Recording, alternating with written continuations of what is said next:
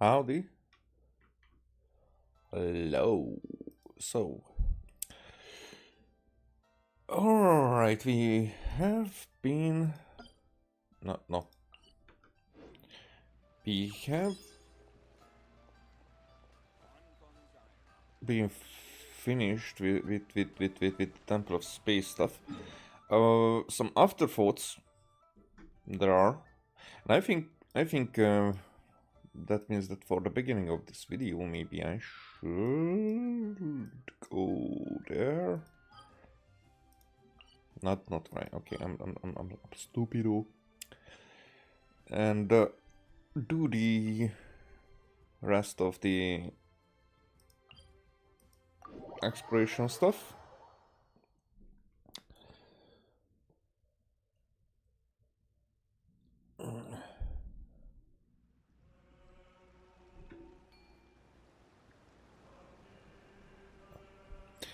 Okay, my earpiece is still not the best, but it's not the earpiece, it's the contact of my earpiece. Alright, so yeah. So now we see the remaining stuff. Everything that I need to find. Okay, so what I did not pick upon main two things are one of them is the short, quick, whatever. Let's go there. Let's go there. Let's go there. It was.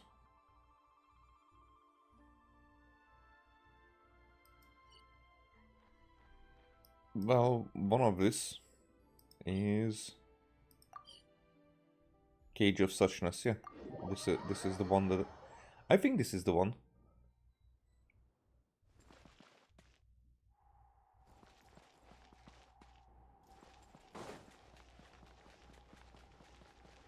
And we were up here.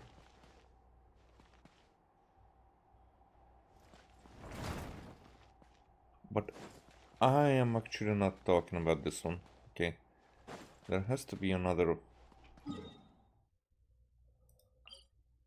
This one up there. So when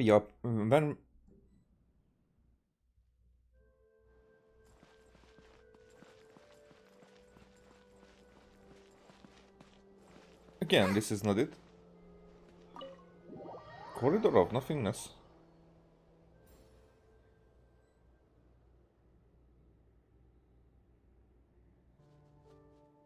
What the?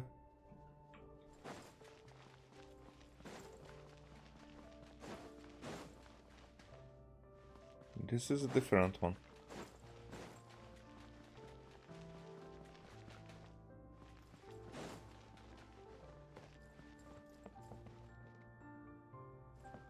This is where we came from. Okay, at least I'm getting familiar with the place. In that regard, that we'll just come and go sometimes. So this flyby is. So we can have this flyby anytime. Now that's cool, actually, that's very cool. I like that very much. But we don't have the poem, right? Okay, we have the poem. Alright, I appreciate it very much.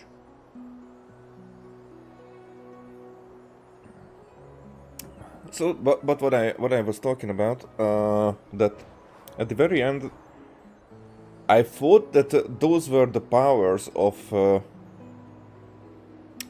Asmodee working after we defeated Malanta, but it was actually, because I rewatched the scene, it was probably actually Asmodee peeking in, just as she was at the end of the Time and Space for You. Of course, same implications with Time and Space here. So she is checking on us if we are on the right journey.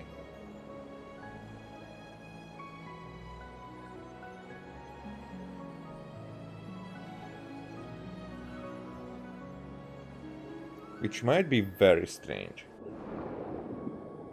What if... because I heard a theory about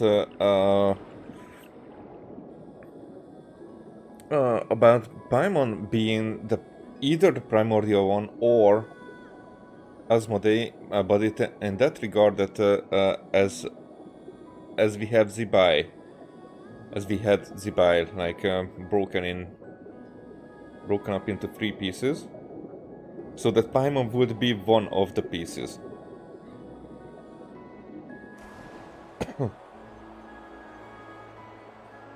And I could see that. That would make sense. That one of the pieces is a little one of the pieces is like watching on us. If it's Asmodee, but I really think that it's the primordial one. So it could be that we belong to the same pieces, but that's a reach. But it's more like that is how we could be.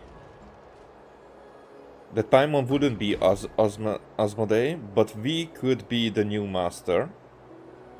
In that way that that before this journey we might have been that new master already. It's just with her help we started this new journey.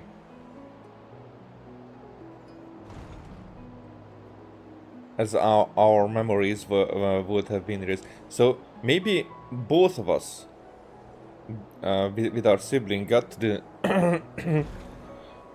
the to this place. That would be sick actually. But our siblings' memories were deleted before we got here. Yeah, okay, so that's in the different order.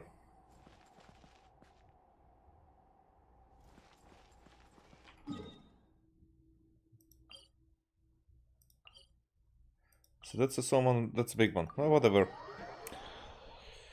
Good. Oh, alright, so this is what I was looking for. So at the after the defeat, after Menanta's defeat, we've been like going out this way, and up there were the powers of Asmodee. But I thought that it's just those powers are everywhere. It's I didn't think about that she is actually there using her powers or peeking in using her powers. More like that those are the similar powers that were taken. If you ask me what's the one place you should That were taking Menanta away. But it was actually implied even with the angle that it's this very same notion that is happening. So Asmodee was here, and so our journey. Now, connecting back, I do think that do theorize about how we could have been here for a long time, and our memories. I think some of our memories had to be erased, maybe, but we do remember. Oh, those are connected. So I don't know how that would.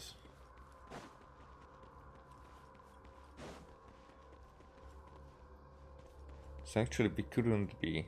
Maybe our sibling could be the new master. Could have been the new master, but now now she's on a... Okay, now that would be sick.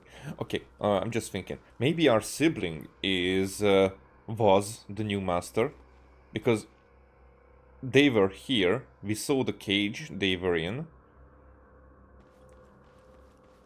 and Maybe they could only leave this place if they would erase their memories. But still, that would have been before the first encounter. But still, let's go with this. I mean, at the first encounter, at the very beginning of the game, could it be that our sibling would have been captured back then?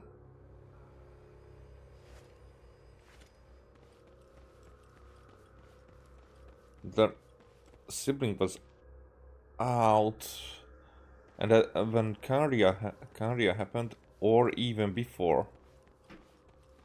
Because when Karia happened, they already got there with their memories gone. So before Karia happened, they might have been here for some reason.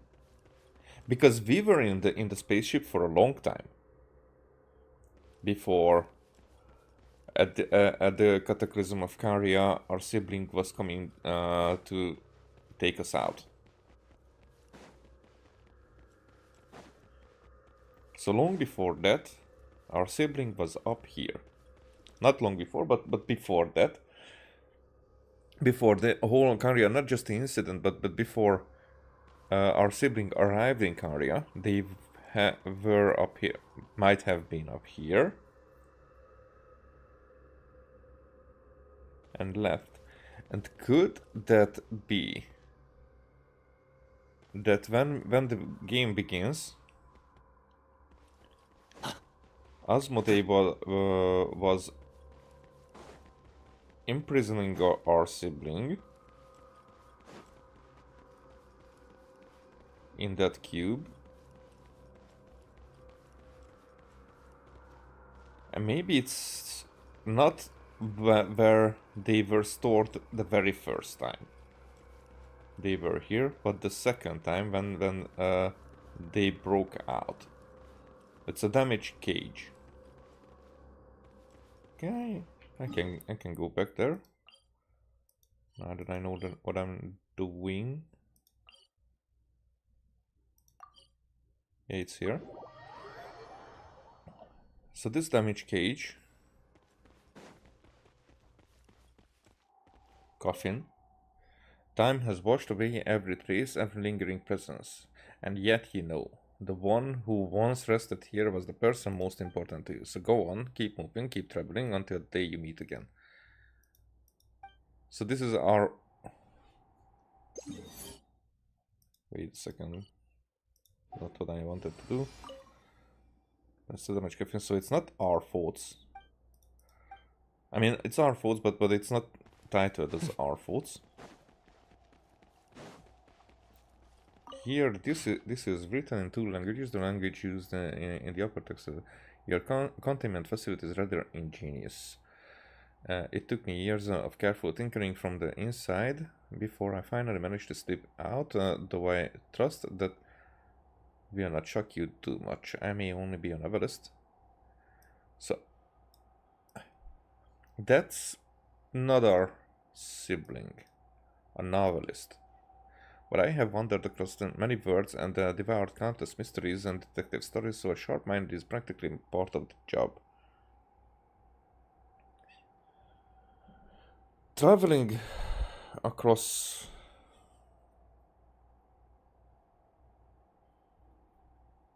Finally worked out the ending to VM. Now what that could be, that's...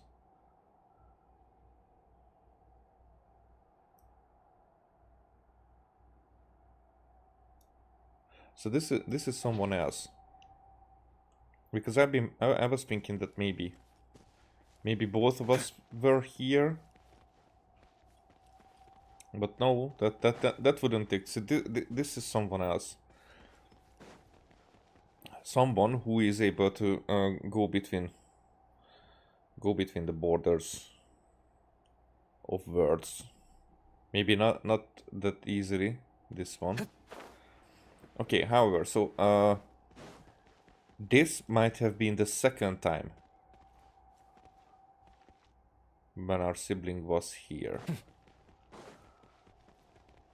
if if they were here 2 times, that's what I'm going on. And it could be that that might have been a problem. Maybe the second time it wasn't going in that direction that it should have been. They say that the And calmer things seem on the and they went astray with the abyss and the corruption and whatnot, and their journey against the because we have the Gnostic chorus, you know. Can we rebutch it? Maybe not.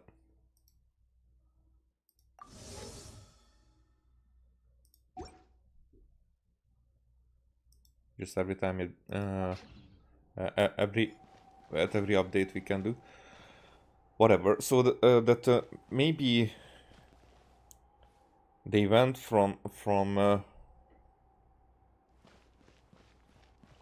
this place and started their journey with the Abyss Order against, first with Kanria, then the Abyss Order against Heavenly Principles, because I do think that we were going against the Heavenly Principles at the very beginning of the game.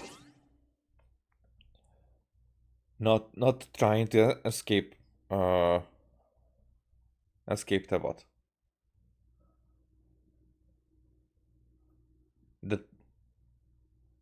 we were torn apart, but we were probably torn apart before that. And maybe we are somewhat used for the purpose to save our sibling by the either the Heavenly Principles or Asmodee or the Shades altogether.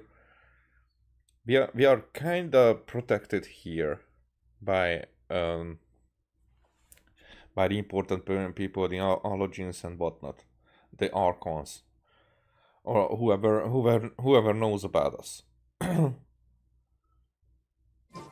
Now, this is the one thing that I did not pick up on, so that's why the peeking upon us is a more important thing. That we are watched upon and that we are known. Maybe not by all, but definitely by Asmodee. We are known.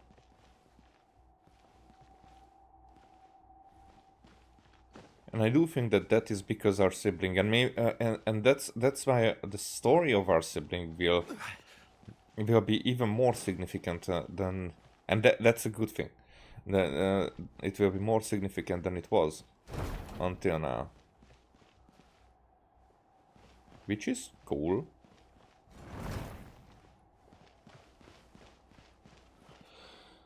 Now the other thing is, you know, it's clearly it was Zeitlin and Ramhilda. It's no way that they were not like maybe it's as it is above, so shall it be down below. That is one of the rules. That how it happens, the similar thing needs to happen down there, or maybe as fates are like repeating themselves and intertwining, that the celestial beings are not an exception either, because as Zeitlind, I think she either was possessed or was somehow used to show us that the way to definitely to show us the way how the relationship was between Istaroth and Asmodee and their personality, because we know that Istaroth is an introvert and like not really big with words, but we did not know the personality of Asmodee until now.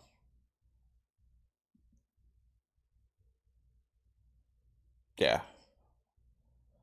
Nabarius and Dronova, we kinda can get our first impressions about that. Now,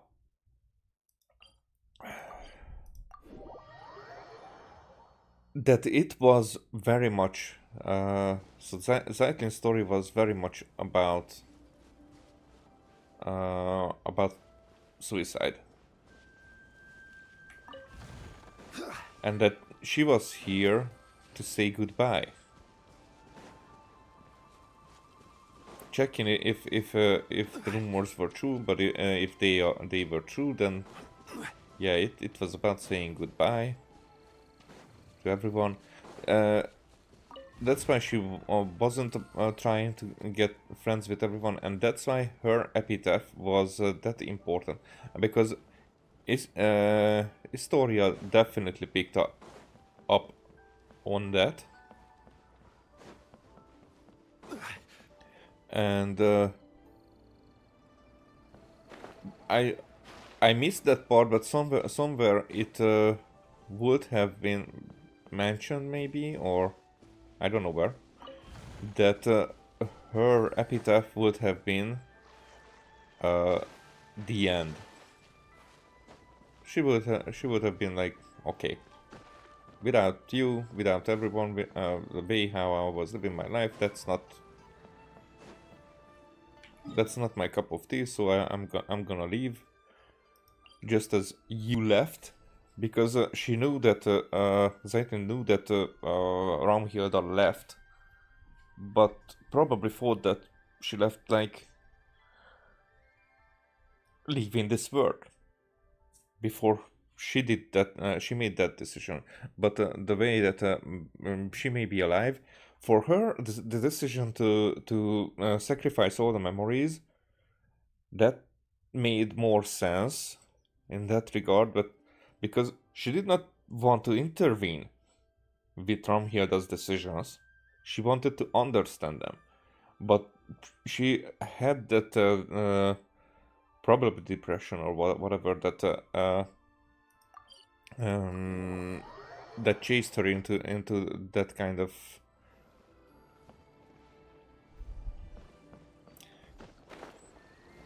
that kind of feelings. Now those, she could in this way she could have been relieved of those. So she was able to throw away herself, but Boats are made for transferring commodities back and forth, and those that come across Lior tend to stay a while. she was able to. Many things come to Shut up.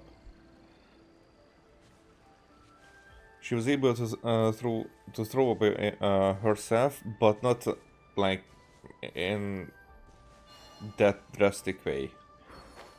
She was able to become useful for other people's goals instead, which is, if I would have been in a similar situation, I would have taken it as well. I mean, in her place, I would have gone, making that, okay, you other guys are more important. Mine is not really, and for me it might be a relief. Yada yada yada. And I think that's what was happening.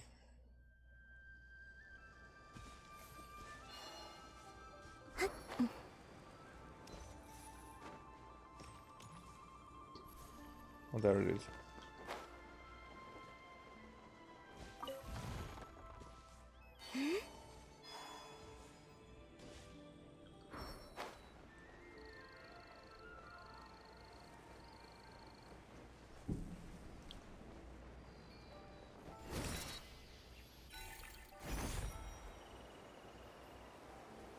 But also, if the implication is, because the implication is that there was someone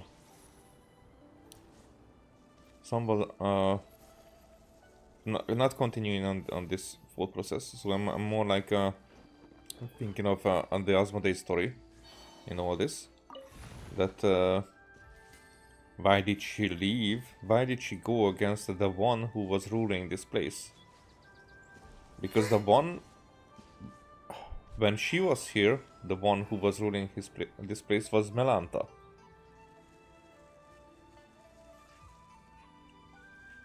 Not even Nihilita.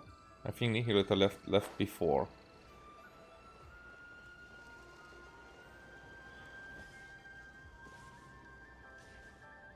Okay. What if we take the allegories, Melanta and Nihilita together were the heavenly principles of this place. I mean, after Asmodee left. Not Asmodee. But yeah, after Asmodee left. Oh, it's strange to think about because this was Asmodee's realm. So she left, and after she left, let's see if that's the fate of this place. That there were the heavenly principles here as Melanta and Nihilita to watch upon it, and one of them cast themselves away. Nihilita goes down, and the other one remained, not understanding and whatnot what they should even do here, and allowing everything going to shit, that it has to be fixed.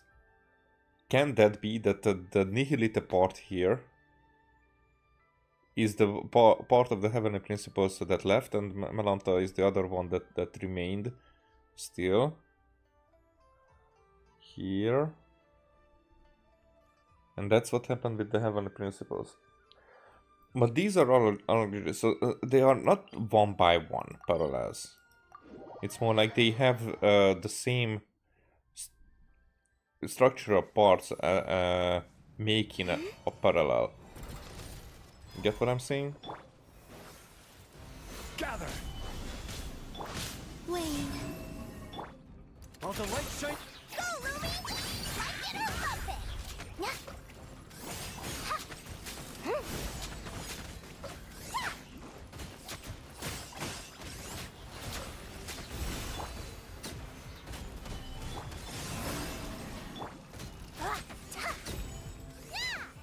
Like what I'm thinking about that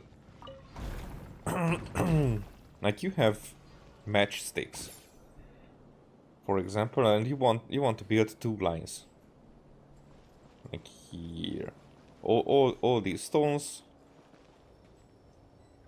Okay, always pressing this. All these stones, one matchstick. There are blue ones, there are yellow ones, or red ones, or whatever, and you put them in line. It doesn't matter that one is the blue, one is the red, because at the end you will paint them gray. Get what I'm saying? So even though the pieces are different, because it could have been that you're painting all the blue ones here, all the red ones here, but you mix it up and the order and whatever, because at the end you will paint it gray, so it doesn't matter. Get what I'm saying? So that's how I think this whole fate thing works. What matters is that at the end, when you paint it gray, the two lines of stones are there.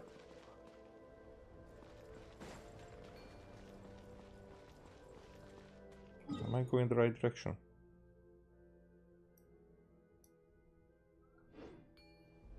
And there is something. I'm not even looking. Yeah, it's going to be below.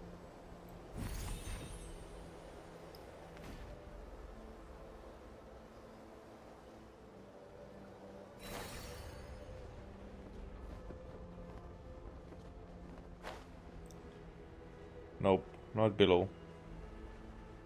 Or not that below.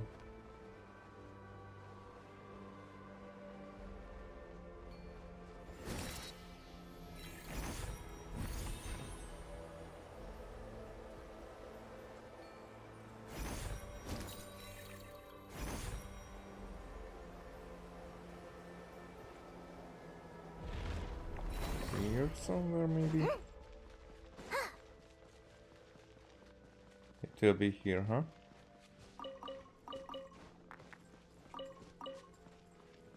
Yeah, it's there.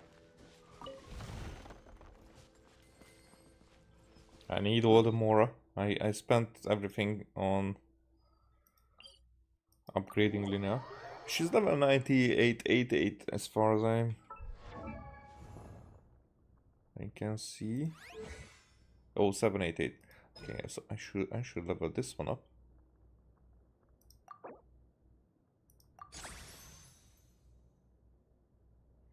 And now I'm very much low on Mora. And Ilua is... So I should go for these. Here, the Ascension 80. So I would be able to go with that. And then I think the talents, yeah, they will be able to go up to until 6. I will need to farm those as well. It will take time because without more I wouldn't even be able to upgrade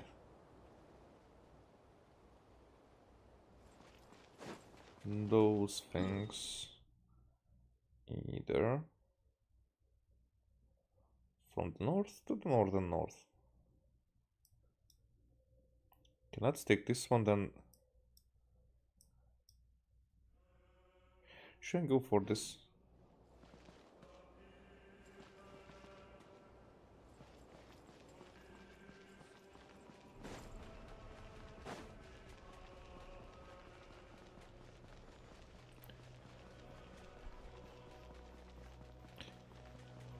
So, what I think is Hilda and Lind, they were in some regard their fates. They were those matchsticks in the story, and they were intentionally shown to us. Very strongly implied that we are, because the dialogues are definitely there as if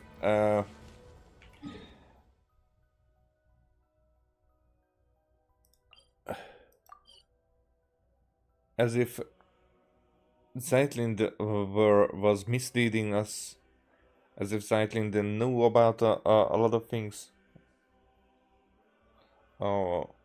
about her sister and her connection with this place and all that. So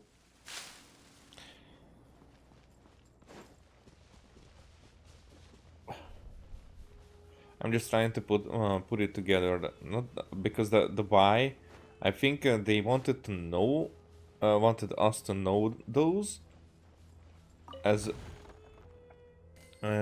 becoming the witness of everything like that.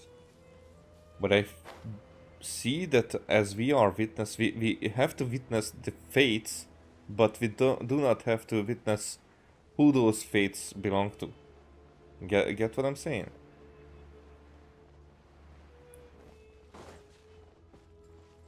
So as if they wanted, they and both of them wanted us to know what this whole thing is about. So understand decisions, because if we understand decisions when they happen about the fates, about other fates below,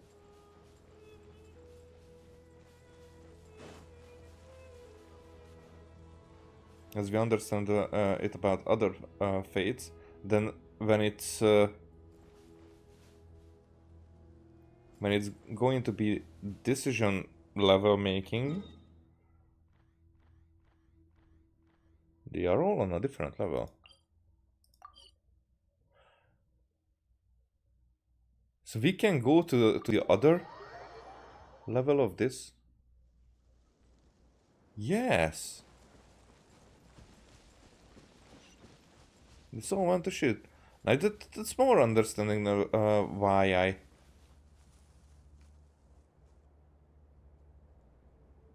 I accidentally left everything here.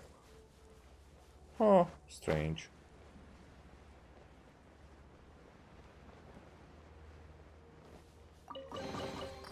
So shiny. Lumi, no! You can't eat that! So that we would be able to make the right decisions then.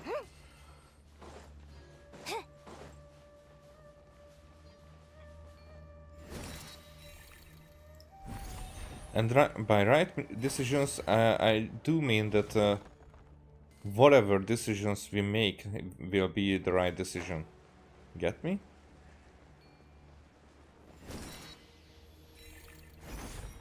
But we've been told by our sibling that it was always about us. Solidify! This entire Dumb, Lumi! thing that we have.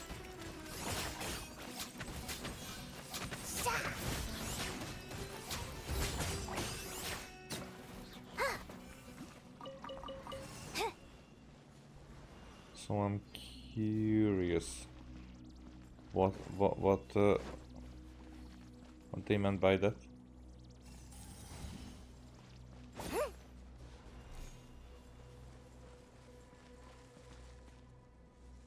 It was inside this, and as we started fighting, it already escaped, maybe?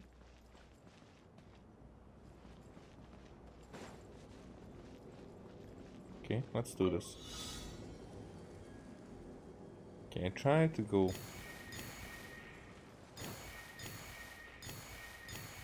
quickly about this. 'Cause this way it's easy.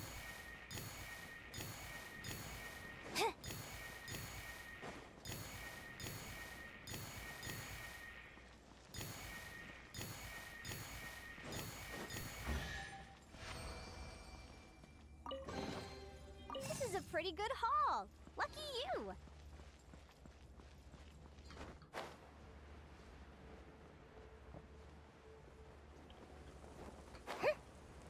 Okay, lighting up this, then it's a third one.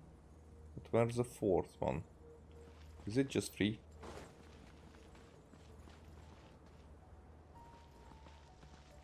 Oh no. Sorry, I saw that's a smaller one, so okay. And the 3 didn't make any sense. Lucky you.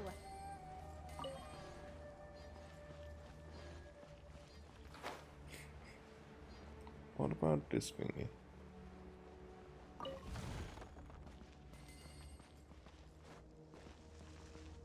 Oh. That's with Dex powers.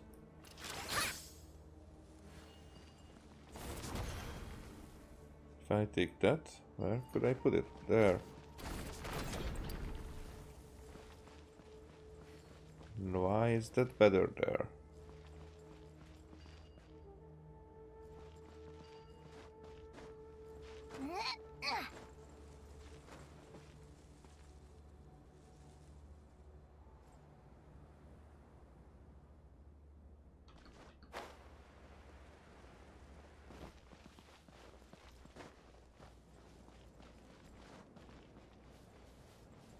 Okay.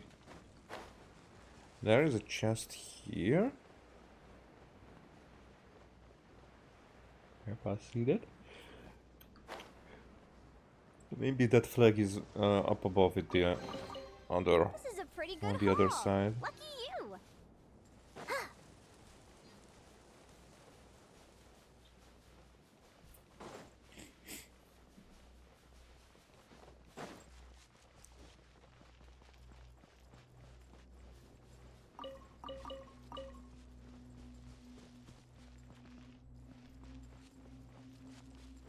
Oh, there it is. Huh?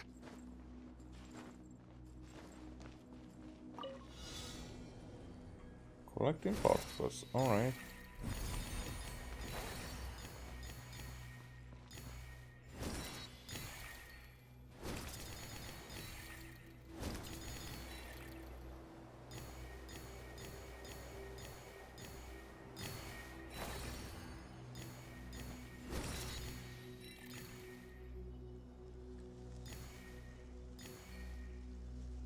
These will be it all together. Up.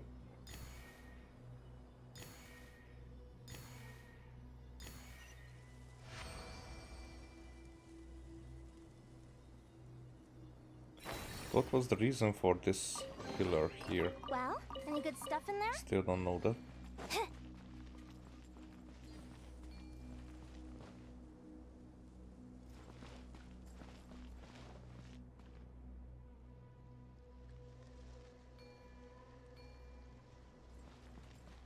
I guess that was all on this side, and this one is probably up on the upper side.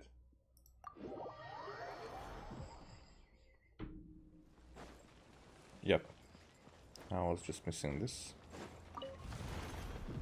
And then there is one that I'm missing here.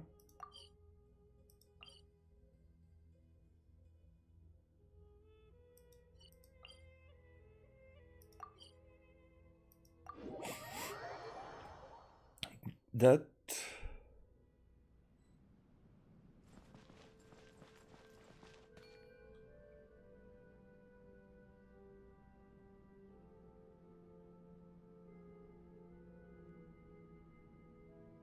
it might not be on this level.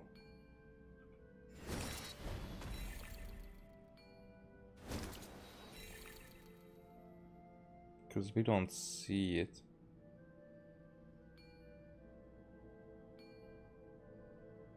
Here though.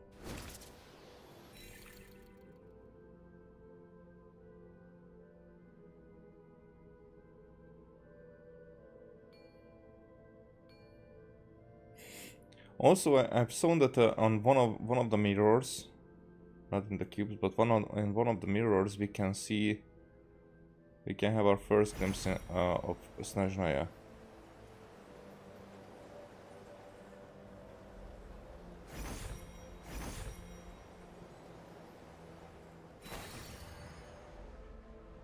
Oh, I shouldn't have done that. I was pressing wrong buttons there.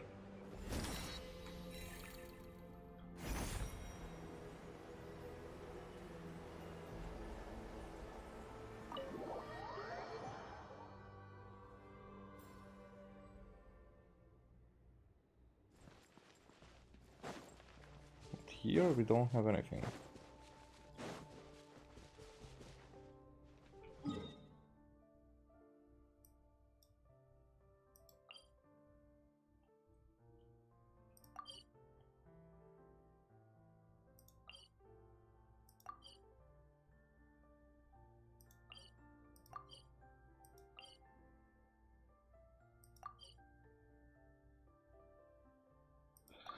Okay, one of these has to have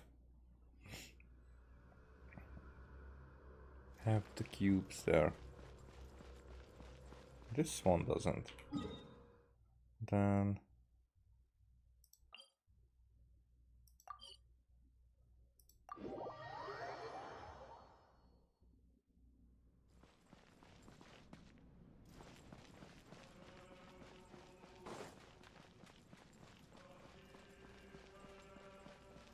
but here we cannot go below. There's nothing up there as far as I can see.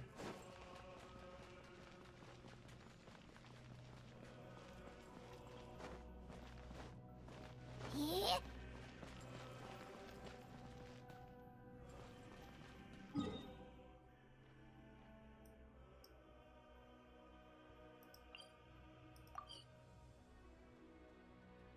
And this one does not reach out that far.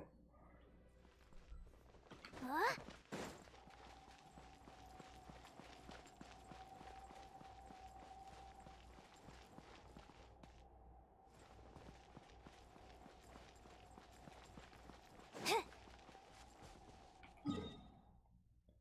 So where is this last one?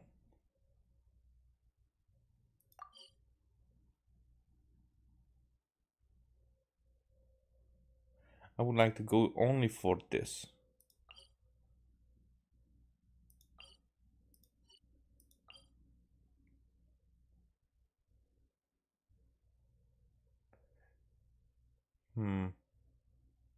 Maybe it's outside?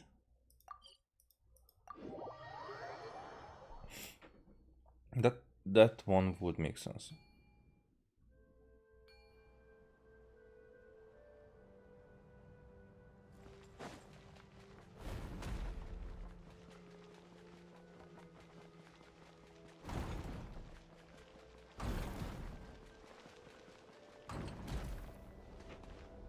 If it's somewhere there.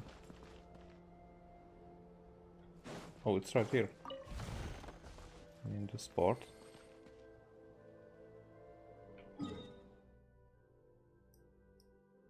There is another flag on the other side.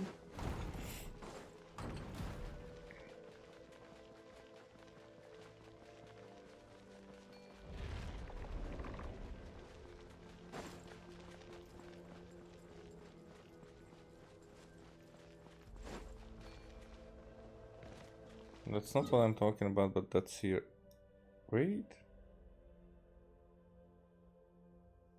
Yeah, it's that one. I take it so it will not bother me.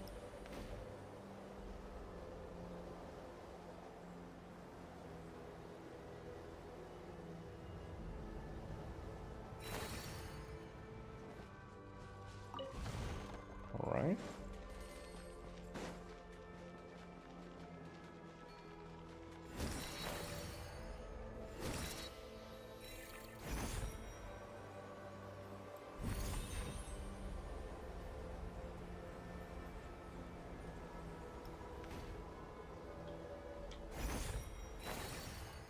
Okay. Is there any... Yep, I think that's the closest one.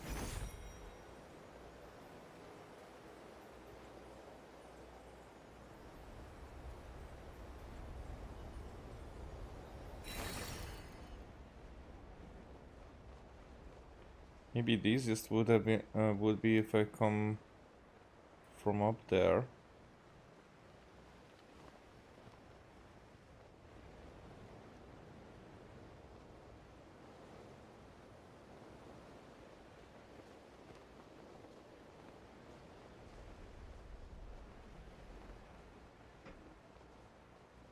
Oh, those should be around here. There's so many things in a cluster that...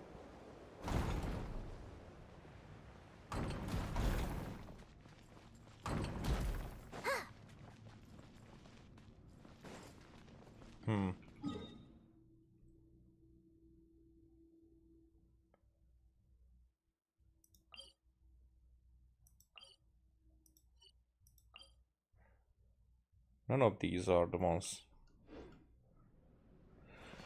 Maybe I should just go up.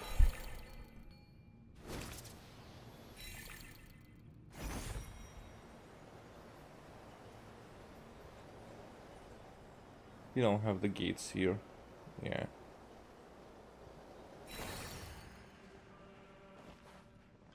Maybe here we have the gates. I'm not sure. I'm not far up enough. Coming from here, maybe.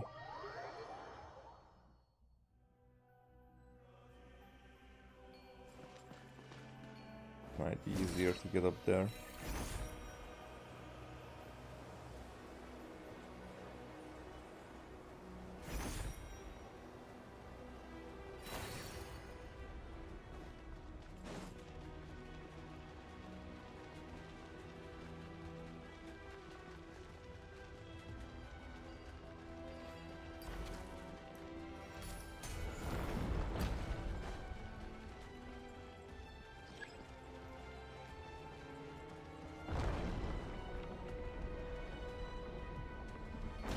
Yeah, so now we're up here.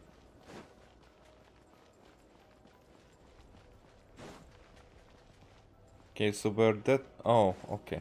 This is what I've been looking for. Here.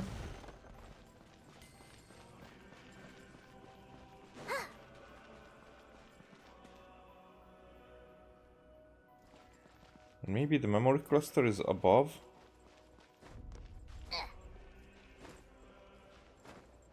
I be able to climb this?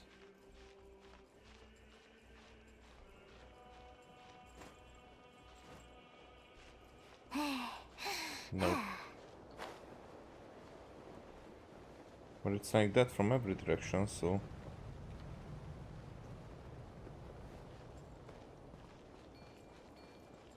And that is not the usual go around thingy. So how would I be able to go up there?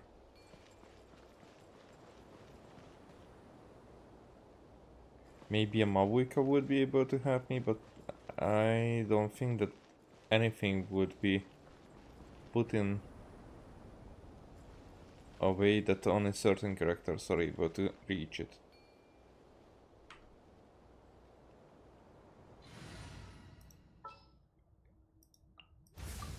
Ready to ride.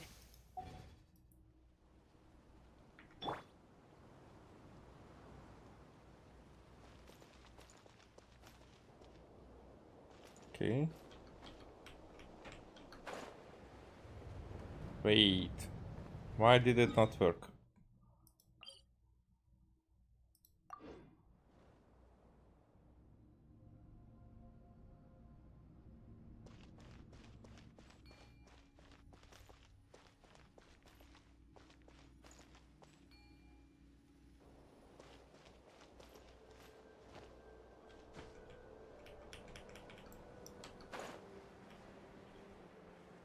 What?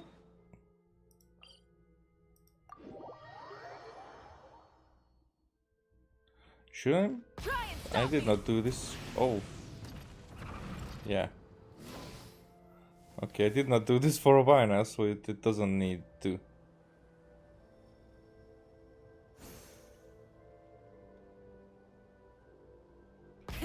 Rev the engines.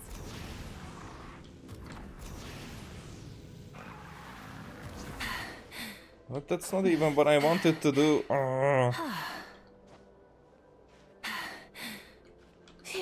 I have not Maui cut for a while now, so...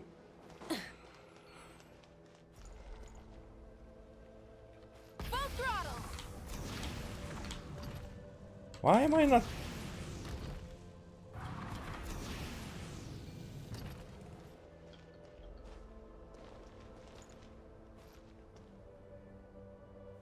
I cannot ascend like that. That's strange. Rev the engines. I did not want to go... I want to go on that side.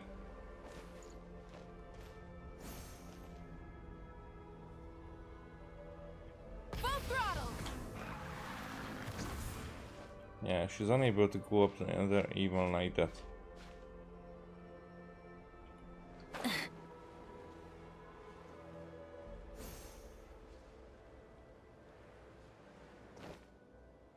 And I think even if I would not work...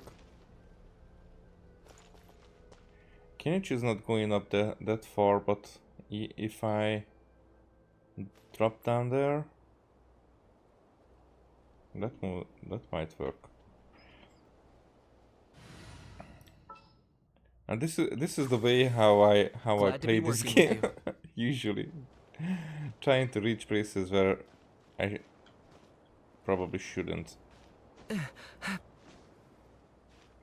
But I forgot a lot of characters how they are.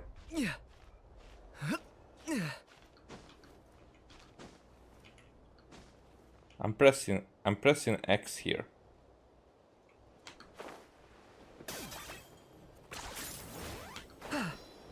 There you are, Kenichi, you're the best.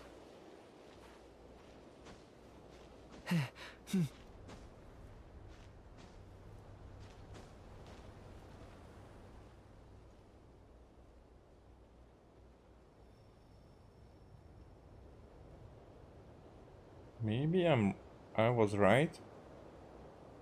But how would anyone be able to reach it? 10 points for agility.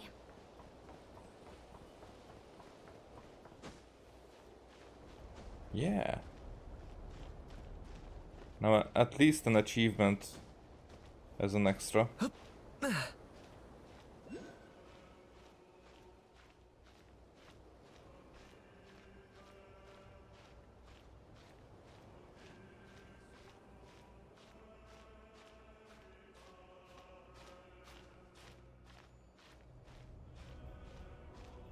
I'm not even trying.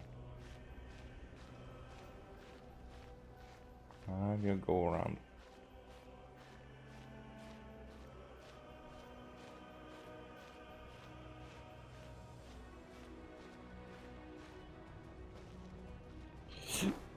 Okay. Oh, we're almost there.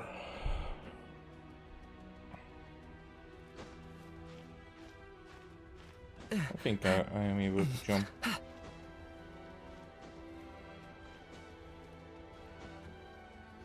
Well, not all the way, but until this far.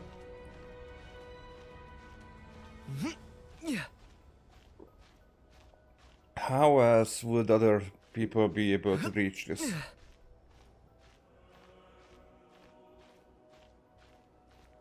Maybe even jumped one too many times. This freaking star is longer than I expected.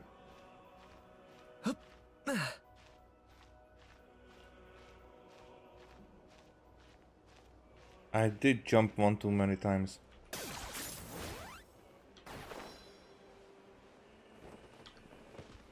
Okay.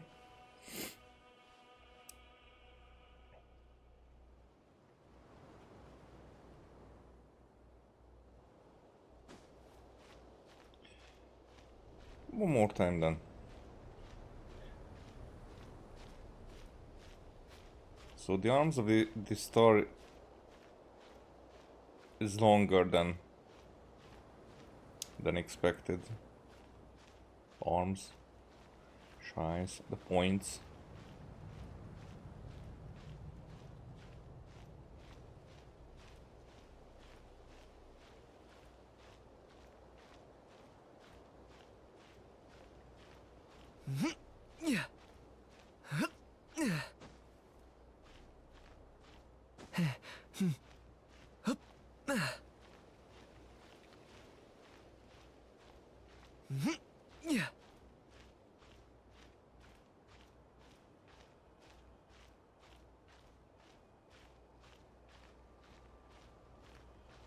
It's too pointy. It's like nothing in this game is this pointy. Still.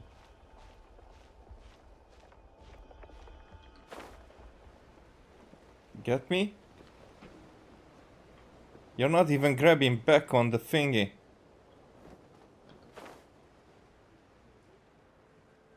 This is so elongated.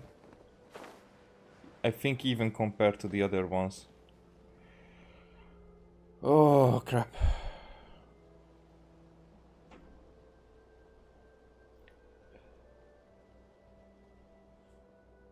Maybe there I should have used the skill. Okay, let's do this one more time.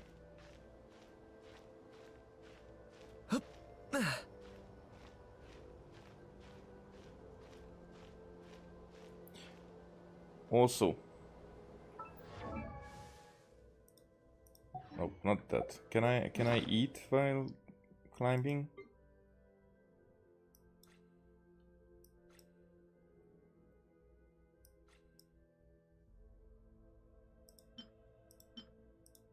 These are revival. Yeah, these are stamina.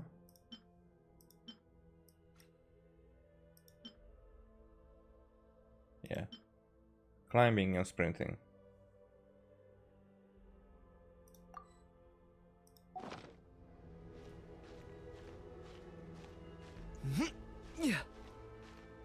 I think Candice is the one who can help us with it.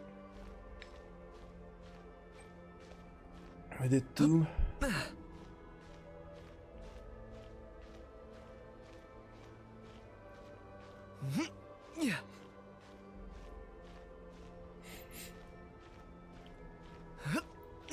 So we are not able to climb all the way.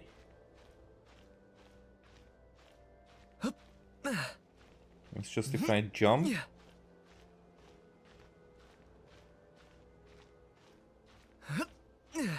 But I do need to jump the right time.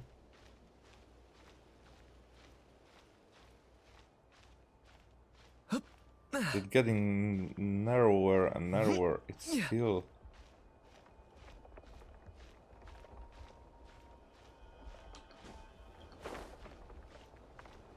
Okay.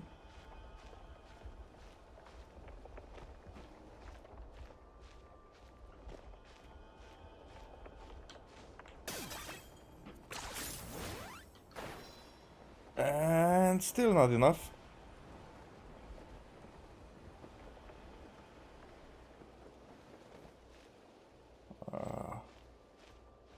How?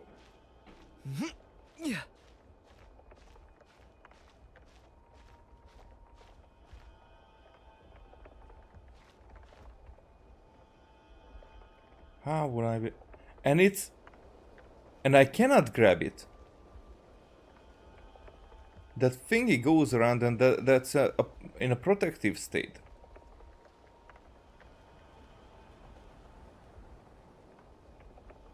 So even if I can touch it, I cannot grab it. Why?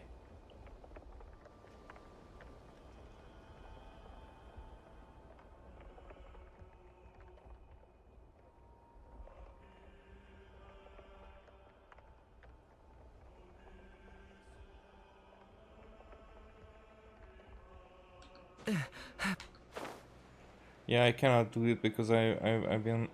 So I cannot use the skill again. Which is strange in that regard, that anytime I use the skill...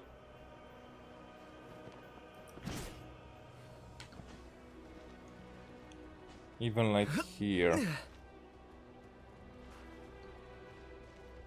So let me just use it there. Really are a one-trick pony, you know. I mean, not the best, but I still should be able to do a turn like that. So that freaking thing is not for grabbing. But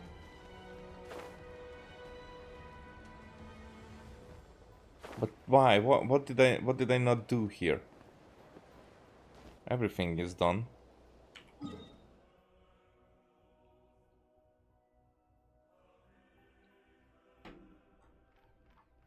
Of course, it's going to be 100% already, yeah. Even though there are still some stuff. Alright.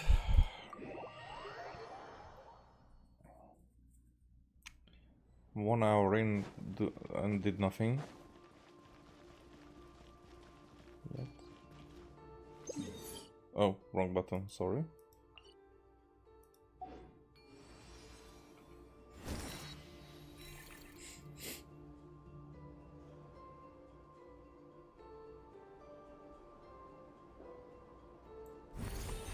Something in here.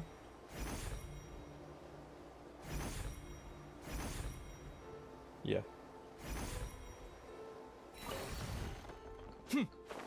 That's one.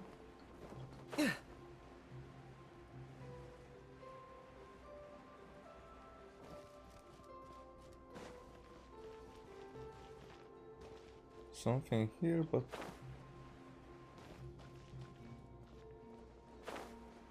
Okay, now it's on an upper level.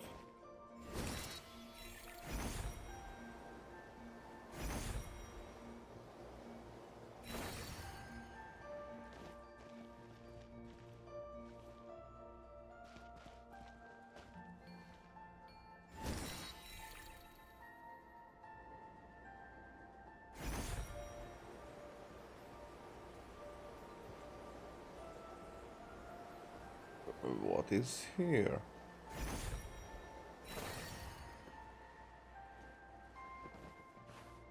Is this really necessary? There's something missing here, but that seems like that's not it. Here it's going to be, should be. There it is. Huh.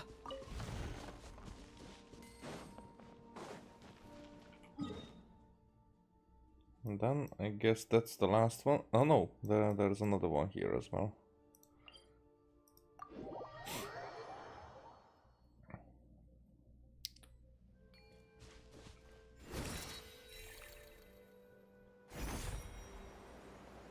Oh, there, I see you already.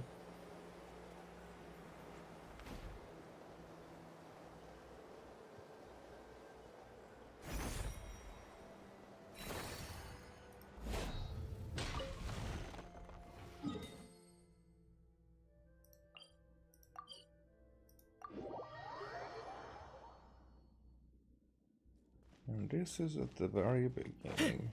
Here we are. Okay, so now I think that the only ones that I've been missing are the one that was behind the picture, but maybe that wasn't even. I'm not sure, but I do think that that's one, and the other one is up here. So we can leave from here. Let's do the anecdotes first. I think this will be the one where we meet Seamus Pegg.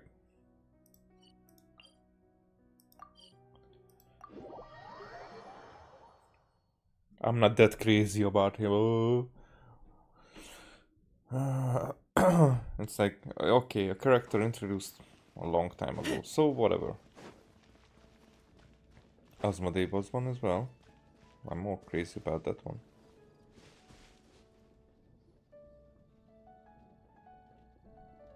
Oh, this I chick. know those voices. Why, if it isn't Paimon and the Honorary Knight. Praise be to the Animo Archon for this flurry of good news. Is this the first time when we hear Glory's voice? But still, I'm very interested in that part, because Glory was writing letters, and this is a Warka one, so I really hope that Warka is going to be playing along. Huh? Oh, hey, Glory. What's got you in such a good mood? Have you heard? The knights who went on expedition are finally returning home. Which means Godwin should be home soon too. It won't be long now before we're together again. For like 5 years he was gone, and he's just outside the city patrolling. Don't tell Paimon Godwin still hasn't told Glory about getting separated from the expedition. Could you help me scatter some more dandelion seeds? I want to thank the Animo Archon for watching over the expedition. Especially Godwin. Oh, such a good heart. Oh, poor girl. Waiting for Godwin all this time? Should we tell her the truth? Or should we have a word with Godwin first? We should have a word with Godwin. Is something wrong? Huh? You want us to help scatter dandelion seeds at the Animo Archon statue, right? Piece of cake! We'll head there right away! Yeah, at Glory's request, you head to the top of the Animo Archon statue. How much longer do you think Godwin's gonna keep the truth from Glory? Paimon doesn't want to make her upset, but if we don't tell her... No, she deserves to know. Let's find Godwin and give him a piece of our mind. Yeah, I'm not sure that will be necessary. Huh? Why not? Maybe probably see some stuff, because I think Varka's already sorting it out. Huh? Varka? And Godwin? Wait, Godwin's back in the city? We need to go speak to him. Uh-huh. Hey, Varka! What's Godwin up to now? Uh-huh. Shh! Watch closely. This Knight of Favonius is making the most important decision of his life. Try not to disturb him. Glory, it's me. I've returned from the expedition safe and sound. I haven't stopped thinking about you this whole time. Oh, no. I can't keep lying to her. Let me think this over. Your lie was the worst decision of your entire life. Glory, I have to come clean. I never left Mondstadt in the first place. Oh, no, that's even worse. Saying that will only hurt her more. Oh, I don't know what to do. Oh, so that's what you meant.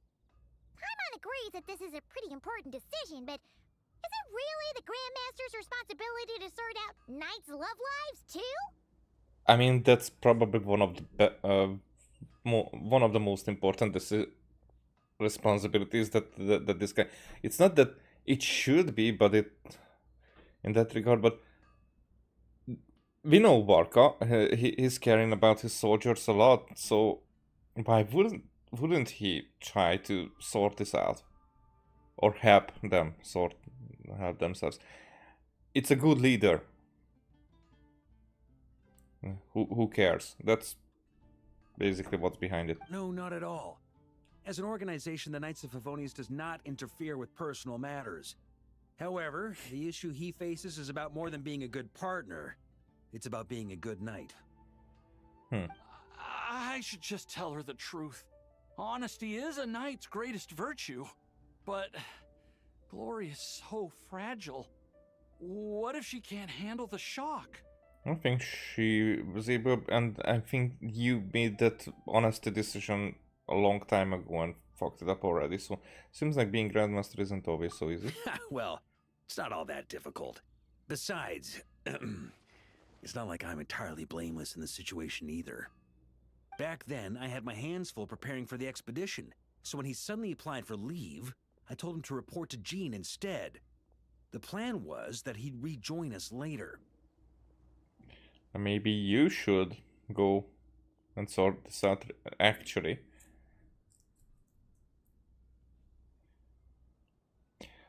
But the lie is lie, no matter what, so the problem is not on the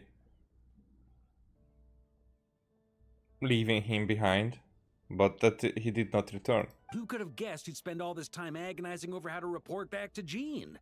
Although, I imagine a good chunk of that time was also spent worrying about how to report back to his girlfriend. Yeah. Naturally, I'll admit I was careless at the time. I didn't set a clear deadline for his report, which may have been part of the reason he spent so much time hesitating. That was my bad. Certainly a very hands-off approach, I give you that. Truth is, hesitation only ever complicates things. Once a day or two has passed, you start to think, well, what's a day or two more? Then, after 3 or 4 days, you start to wonder if your current situation's really so bad after all. Maybe I should just leave Mondstadt. Then I can pretend I never came back. Yes. Then I can think things over a little longer. Just a day or two more. At the very least, he should be able to make a decision on his own that aligns with the spirit of chivalry, without me needing to lecture him first. Does running away from your problems align with the spirit of chivalry? And other than that, I don't agree with what Varka is saying right now. I mean, with the spirit of chivalry, because he clearly considers not just him, not just as his knight, but a friend or a friendly approach.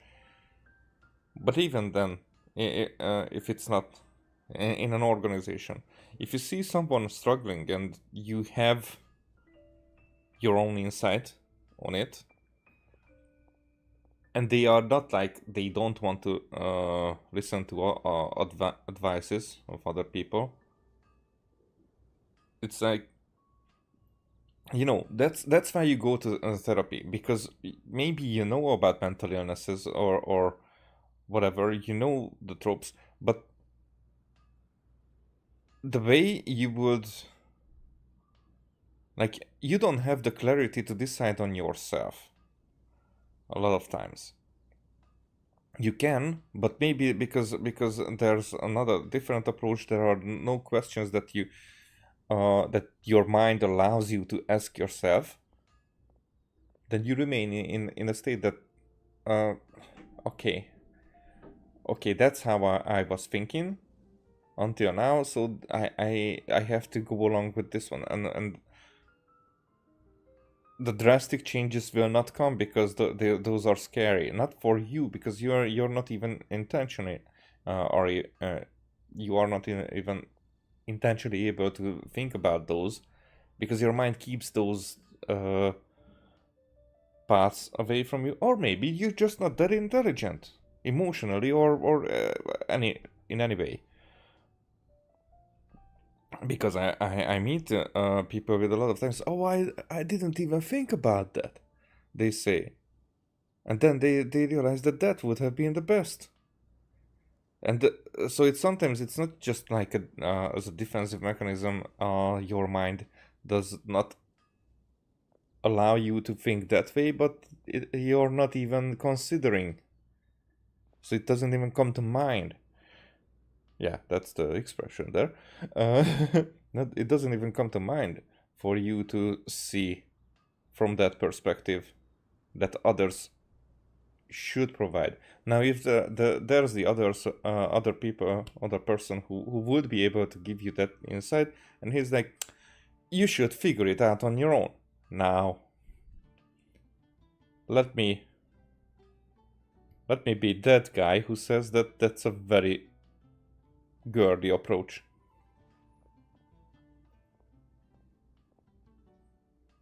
Women think that way. A lot of times. Not all the times, not all women, of course. Most. And like vast majority. That's the problem with this most thing. But people are like, if not everybody, then you shouldn't generalize. No, generalization is not about that everybody is there. The exceptions are always there. There are always exceptions. And those exceptions can be like many as well. But a lot of times either negligible or like... Oh, that's another conversation that should come up far more. There were times when I was like, okay, stereotypes and generalizations are bad. Now I don't think it that way. I think if it gives prejudice, if it goes along against seeing individually that people are like that or not, then it's not good. But just because somebody comes that you could not check on it, it's just somebody from the crowd or anything comes in and says something which fits in the generalization, and then you say, and they are not everybody like that. Okay, but you are acting like that. So you cannot say, if you're not acting like that and I'm coming in with the generalization that but it seems like everybody's like that, so probably you are as well, when they are not acting like the stereotypes. Now that's on me. Then that's a problem with my thinking. But when somebody comes and acts like the generalization or the stereotypes, then I have every right to generalize. Every right. Yeah, that's my approach. All right. Running away? Don't be silly. What kind of a night would ever... Wait, what did you say? Running away? Darn it, Godwin! Stop right there! Okay. Uh-oh. Lecture incoming. Grandmaster? Yeah, that's the bad decision you made already. Now you can have another bad decision, or you can have a worse one. You cannot make it right because the right option has been thrown away 5 years ago. Hey, Godwin. How can you even call yourself a knight? You were loud and proud when you first confessed your love. Where did that guy disappear to? Confessed my love? Grandmaster, how do you... Please, half the Knights of Favonius know about you and Glory. Besides, that's not the point. The point? Honorary Knight, tell this scaredy cat what decision a true knight would make. Honesty is a knight's greatest virtue. Yeah, some lies can be well-intentioned.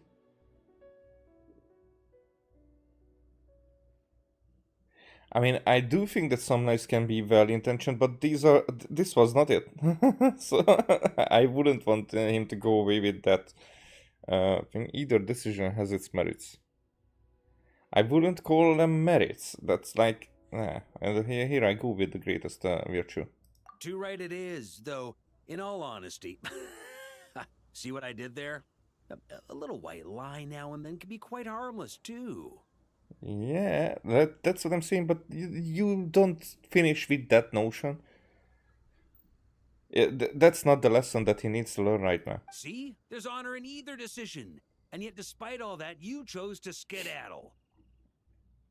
Whether you choose to maintain Glory's illusion or come clean, as a knight, you should make a decision, follow it through, and bear the responsibility. Yeah. What were you thinking when you confessed your love? Presumably something along the lines of, does she feel the same? Might she reject me? Truth is, you had no way to know. But you put yourself out there and told her all the same. The problem is more like you could have been together all this time, or you could have been left for unfortunate circumstances because of unfortunate circumstances a long time ago. But right now, either decision, I think it's a selfish one, but keeping up the lie would be able to save the relationship, but definitely not your place in that relationship. Now, standing up would probably destroy it, but even if not, you stay in that relationship, but you cannot have your upper part in that. So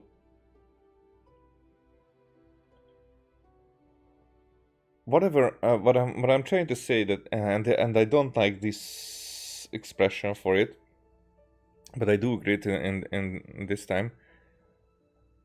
Whatever this Glory has to settle for you,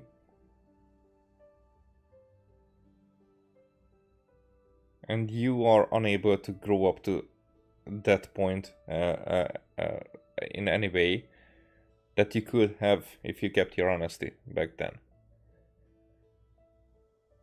Now this is a video game, so this is like, it will be how it will be, but still, I think the relationship itself is doomed. That's what I'm saying, because it cannot. If it can grow out of this, then it would take at least this much time again, and both of you would be probably changing for the worse. The relationship might stay, but both of you wouldn't. Either of you would stay on your better half, I think, after that, or through that. You fucked up big time. That's what I'm saying. All you've got to do is muster up that very same courage. The courage to make a decision, whichever one it is. Uh-huh. I don't want to be like this. It's just, whenever I picture Glory's reaction, I lose the courage to make up my mind. What you need to do, first of all, because the problem is that you have to make one of the decisions. It's better if you go there with your thoughts already, but definitely the best thing that you can do is just go there, stand in front of her. Then there's no way, no other way than coming away with either of your decisions. So it's when you're already in the position, you will feel like, okay, I can be a coward, but you have to do here. You have the third decision that you can just run away and not facing it. If you're there, you don't have that option. That's what I'm saying. Will she be angry or disappointed? Will she forgive me? If it ends up leaving her as conflicted as I am, maybe it would be kindest not to tell her at all. Yeah. But if I don't tell her now, she'll find out someday anyhow, right? Yep. All these thoughts in my head, aren't they just excuses I'm making for myself? Then you know the right decision. Hey, what are you prattling on about now? You won't achieve anything thinking like this. Instead of getting lost in your own thoughts, how about you just lay it all out on the table? Come on, let's head to the Angel's Share. It's time to give you a refresher course in chivalry. Yep. Can you really train chivalry in a tavern? Oh, yes, you can. Definitely.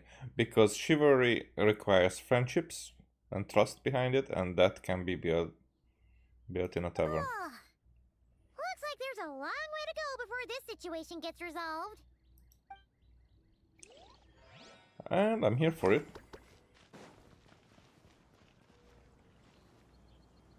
Come here.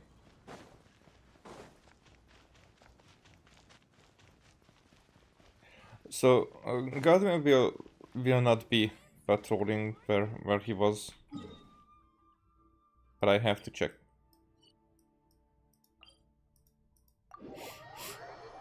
I have to check on that, because... Oh, maybe now he won't be anyway, because this is here. 10 points for agility.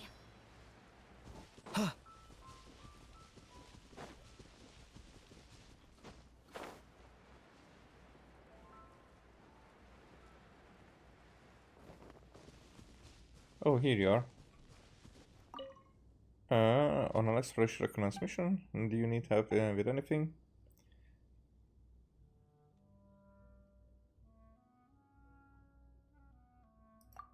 Yeah.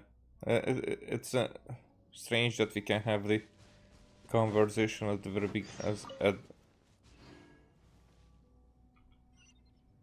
we had in the very beginning. Okay. They are just trying to dance with you. They're not even attacking you.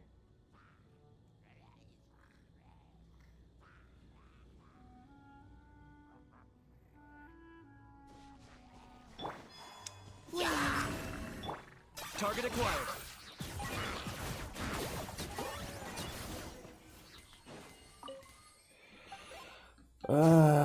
Reckless blood. What you doing?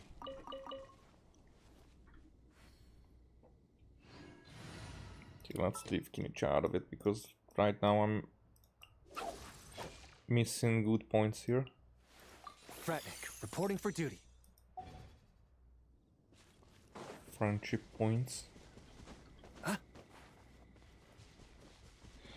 Okay,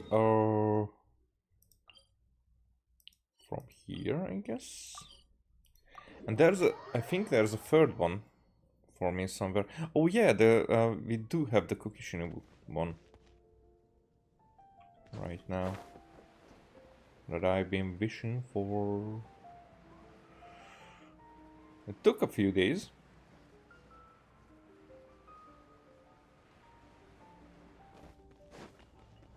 Do we have to enter?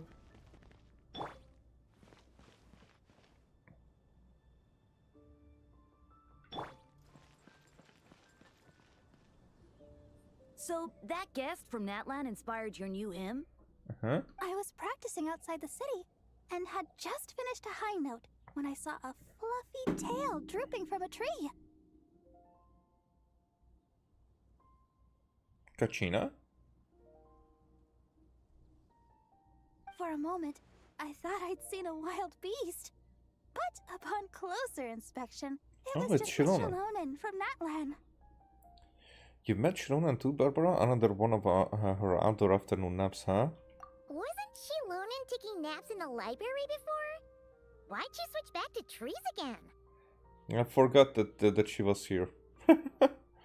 Well, she said she was worried about disturbing others by sleeping in the library, so she wanted to find a more deserted spot.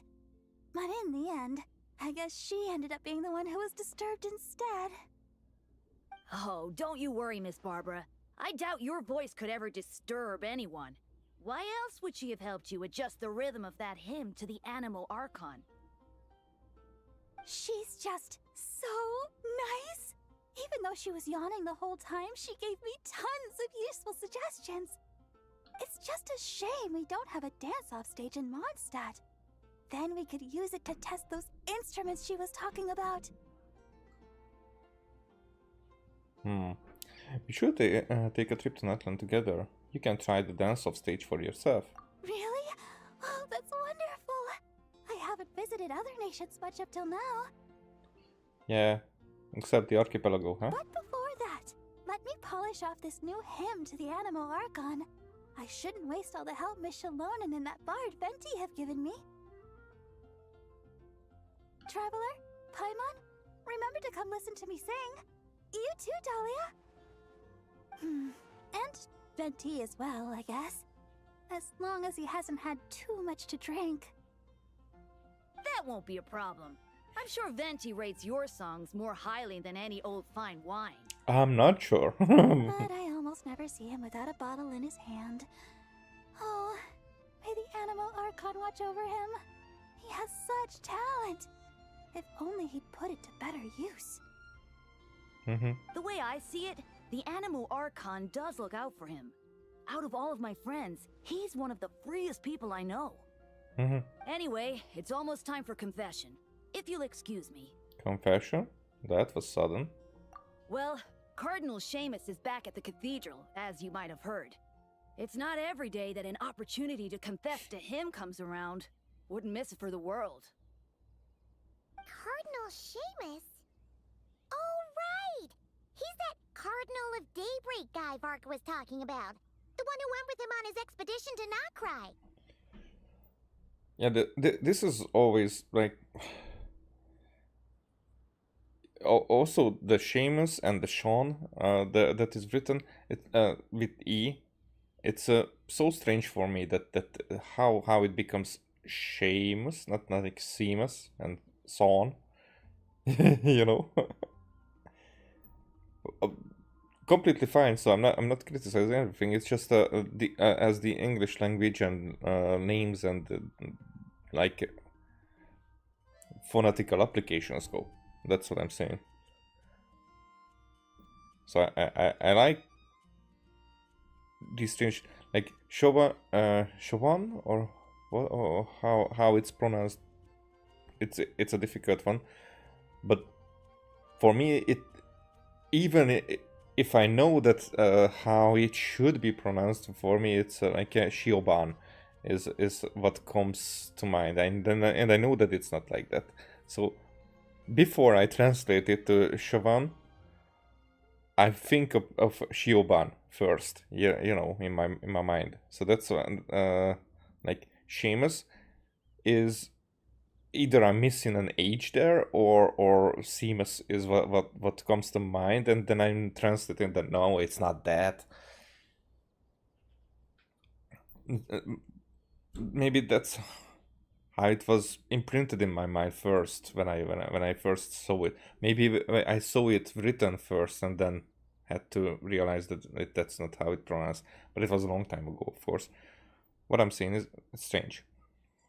Paimon heard that the expedition members were heading back to Mondstadt, but she didn't expect them to be back so soon. But unless I'm remembering this wrong, he's also... Yes, he's my father. Jean's too. Yeah.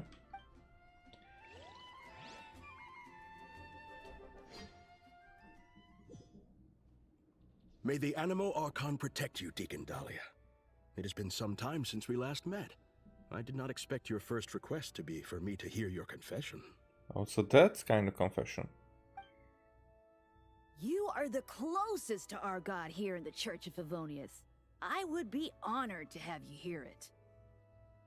I suspect that I am in truth furthest away. How else would I be able to see his divine glory in full? Is that so? I thought you might say that each of us should try our best to draw nearer to him, for the eye of the hurricane is often the quietest spot of all. I believe that Barbados, in his mercy, will not allow the hurricane to sweep through Mondstadt. Amidst the warm breezes he sends, what we should do is go beyond our city's walls and enjoy his many blessings.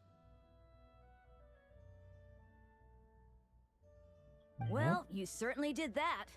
But the winds in Nodcry must be much colder than those in Mondstadt.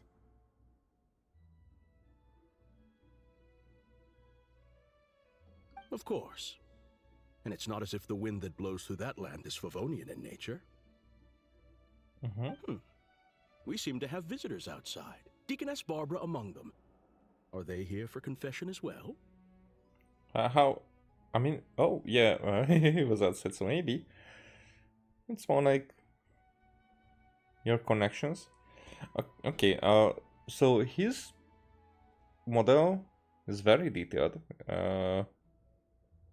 But still, it's at the base, it's an NPC. It's just as for an NPC, it's very detailed. Like this. So this part, this shoulder pad and whatnot, I think they are very similar, which makes sense, of course, but yeah. Indeed. In a way, though, I suspect I'm better suited than she is to be the first to seek confession from you. Deaconess Barbara is a diligent sister. May the Animo Archon protect her as well. If you would be so kind, please pass on the message that I will hear her confession anytime. Could you not tell her yourself, sir? I have thought about this as well, Deacon Dahlia. But a wind that has been away from home so long must take its time to find the flowers it once nurtured. Excuses? So, the first thing you did was to wait here at the cathedral? I went home as soon as I could, but Jean was working overtime at the Knights' headquarters and Barbara had already gone to the cathedral, so... Anyway, you may begin, Deacon Dahlia. Bless me, Animo Archon, for I have sinned. It has been 2 weeks since my last confession. 2 weeks? I just lied to Deaconess Barbara, hiding the truth that Venti is in fact Barbados from her. You can tell her the truth, you know. Barbados said so himself. That's very strange. But I mean, Venti did try, so maybe somebody else should do it. I actually did. But she warned me that I'd be picking every last weed from the cathedral's front lawn if I said that again. Maybe you could give it a try? For the sake of our bond as parent and child, perhaps it might be best if Barbados revealed that truth to the faithful in person. Anyway, Deacon Dahlia, please, continue. 5 days ago, I offended the Archon by accidentally losing to Venti in a game of Genius Invocation TCG. Okay. The seriousness has been taken a very, very unexpected turn here. According to the rules we set, if he won, I would treat him to a drink. But if he lost, he'd treat himself to 2 drinks as punishment. I am sure you upheld the virtue of honesty with regard to this rule, and ensured that Venti did so as well. Indeed I did. Following his victory, I confessed to him right there and then, before treating him to 3 drinks. He absolved me, along with the others drinking nearby who were egging us on. May he absolve us all, especially Charles. Out of any of us, he offends our Archon the most. Okay. Okay, this is very good. Finally, I confessed to an act of laziness that took place 7 days ago. While working alongside Sister Rosaria and Deaconess Barbara, Rosaria and I sneaked off to grab a drink.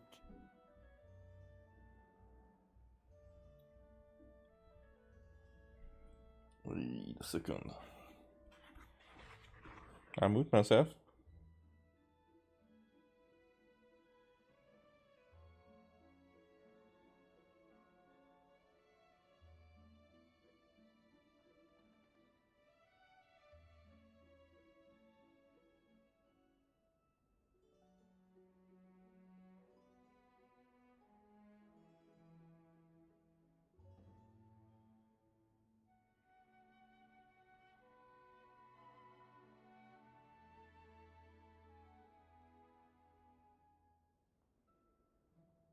Should you not, therefore, be confessing to day drinking as well? No, I myself did not drink wine. Sister Rosaria drank double, and Charles served me some juice on the side.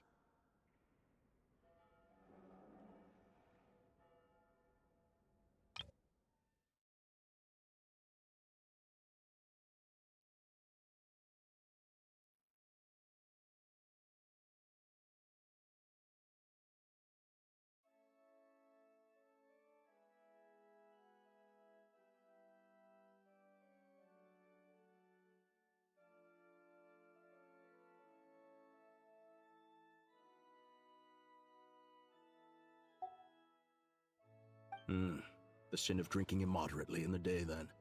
What about Deaconess Barbara? She had finished plucking the weeds by the time we returned, and had already made a start on wiping the windows. I brought her some juice. And you and Sister Rosaria observed the principle of kindness and generosity by taking the cloth from her hands, I trust? We did. Sister Rosaria and I finished the rest together. Thank you. If word had reached Frederica that Barbara had been made to wipe all the windows in the cathedral by herself, she'd come and flip my desk right over. Well, a shame that she's still out on her mission, so she can't come to see you right now. Anyway, that concludes my confession, Cardinal.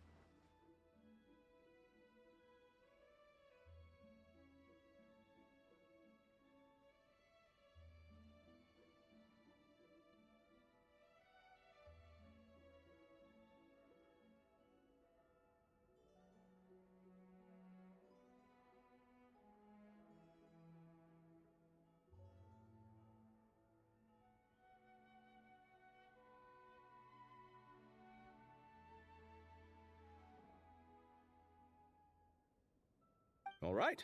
In that case, copy the Favonian liturgy 3 times and the proverb 6.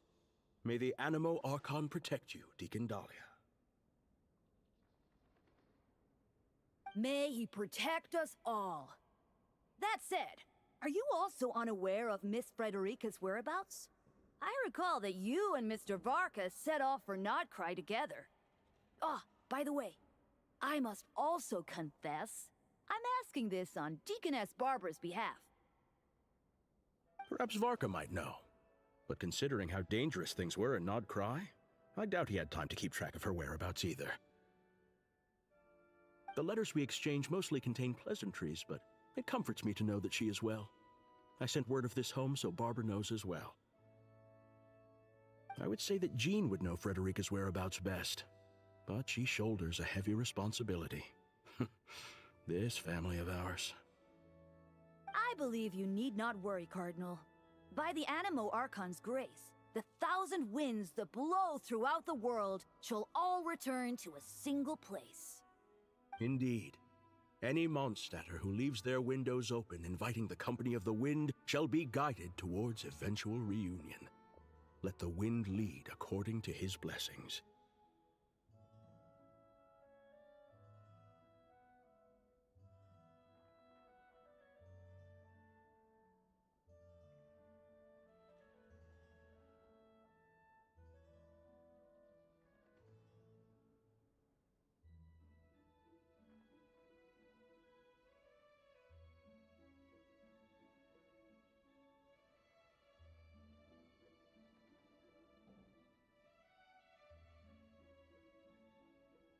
Now, if I may be so bold, would you hear my confession, Deacon Dahlia? May the Animo Archon protect...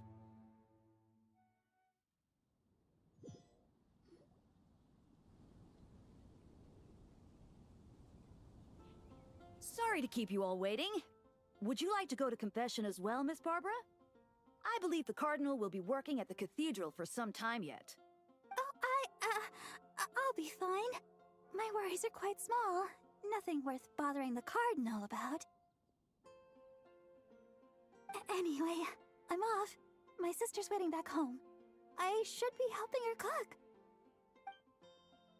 See you, Traveler, Paimon, Dahlia. I'll invite you all over to listen to the hymn once it's complete.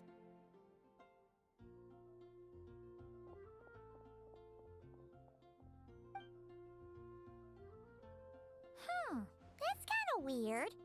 Isn't the Cardinal her dad? Why does she refer to him by his title?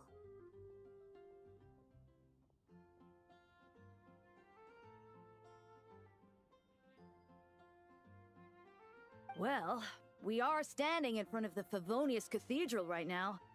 Perhaps Miss Barbara believes that her identity as Deaconess takes precedence in this sacred place.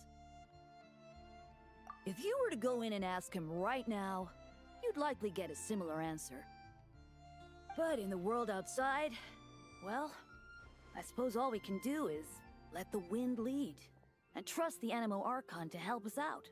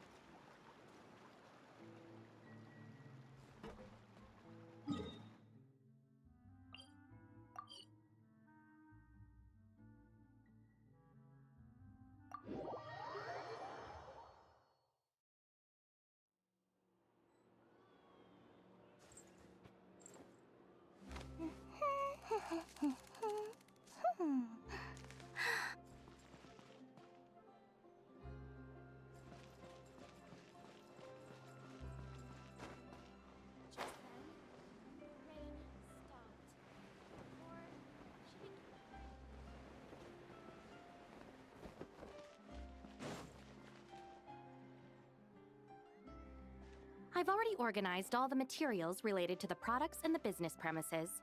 Considering that the standard procedure of applying for the business license can take some time, I recommend that you coordinate with your partner in Fontaine as soon as possible to decide on a timing for handling the paperwork. Oh dear. There I was, so caught up in choosing the new store location that I almost forgot about this. Almost messed up big time. Please don't panic. According to the schedule we drew up, there's still ample buffer time. Miss Kuki Shinobu, you truly are a professional consultant.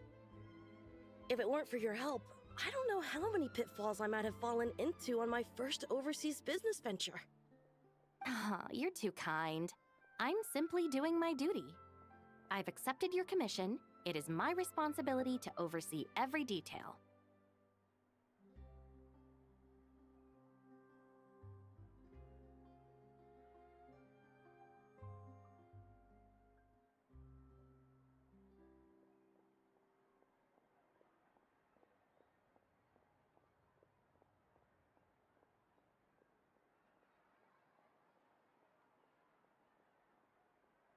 As for the next phase of our marketing strategy, I have a fairly clear picture of our target audience, but I'll still need some time to scope out the competition. Of course! I really appreciate it. I'll check in with my partner first. We will reconvene once a suitable time has been arranged. All right, feel free to contact me anytime.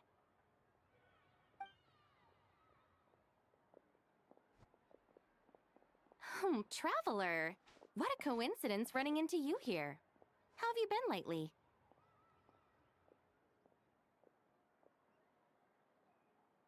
Yes, a business owner wants to promote Inazuman's specialties in Fontaine, so she engaged me as a consultant. I'm also helping to draft the business plan. Which brings me here on this business trip to assist with local procedures. It's a good chance to conduct market research, too.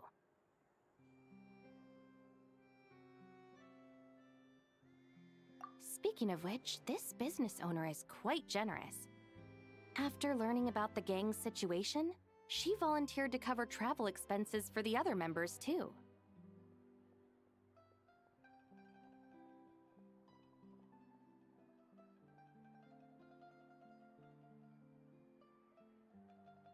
That's right, we came here together. Let me check the time. They should be underwater by now. Yes, underwater. Meaning the Fortress of Meripede. Whoa!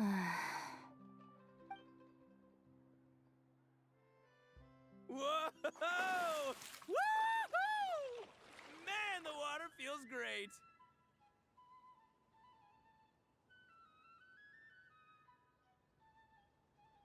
Pretty quick for such a teensy little ship, huh? But did you really think Arataki, the man Ito, was gonna lose to some boat? Akira, Mamoru, get in the water quick! Last one to catch that boat's a rotten egg. Not gonna be me, though. Hey! Do you even know how to swim, Genta? Cause splashing water in my mouth is not how you do it! Boss, wait! I still haven't learned...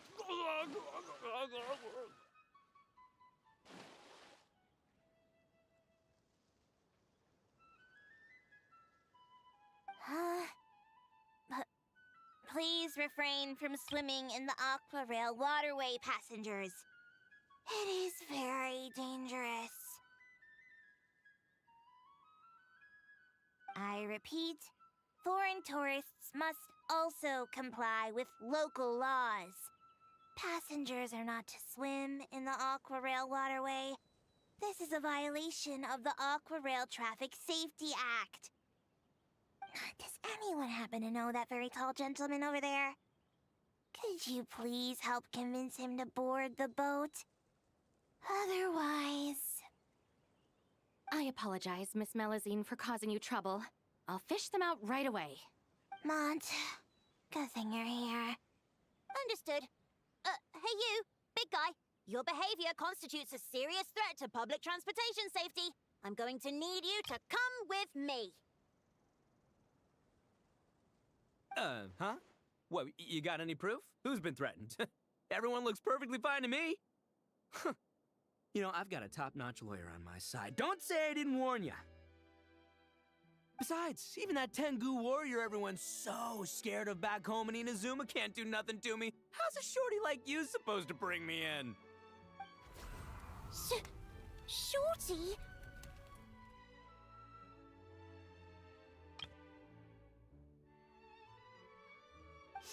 That's really mean. Monsieur Neuvillette said I'm perfectly capable of doing any job I set my mind to. I'm going to arrest you right now! Can it, boss? Officer Melazine, I will cooperate and provide eyewitness testimony.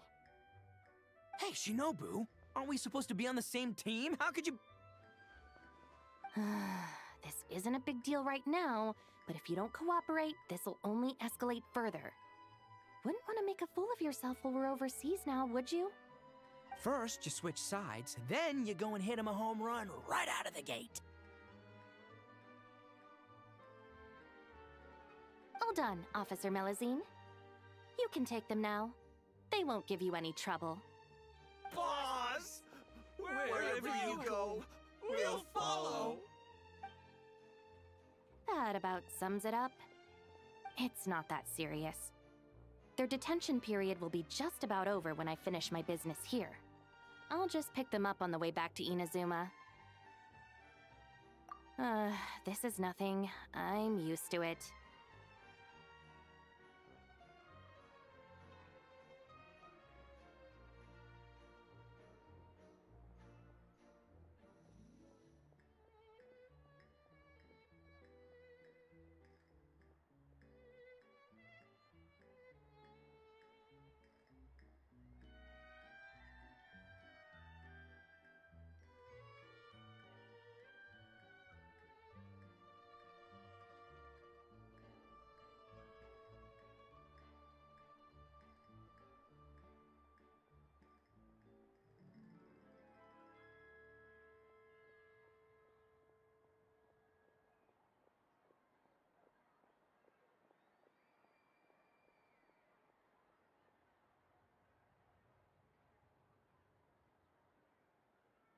I hear the Fortress of Meripede has a different management style from the Commission's detention cells. It'll be a good opportunity for the boss to broaden his horizons. Oh, are you free later? I'm planning to go pick out some gifts for Yanfei and Miss Kujo. I'd appreciate it if you could provide a second opinion. Thank you for your help. Just a moment. Ushi!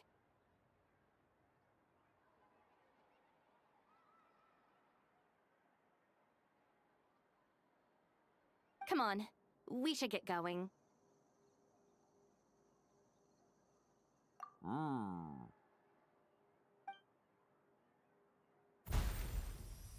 Ushi has always had his own principles. He never gets involved in anything the gang does that's unreasonable or against the law.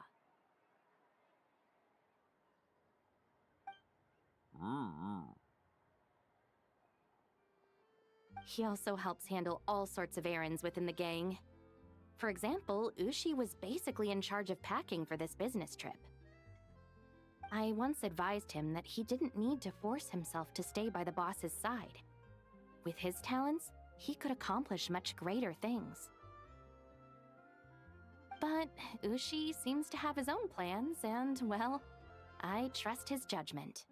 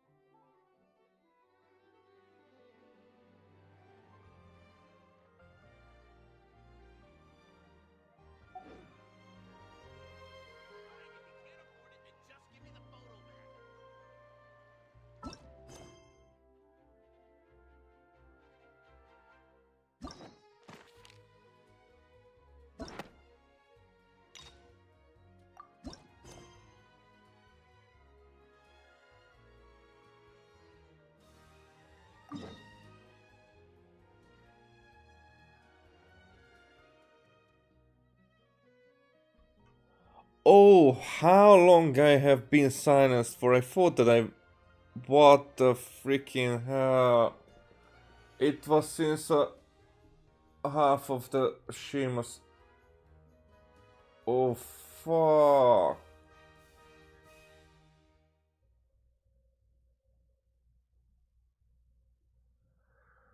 Oh, frick.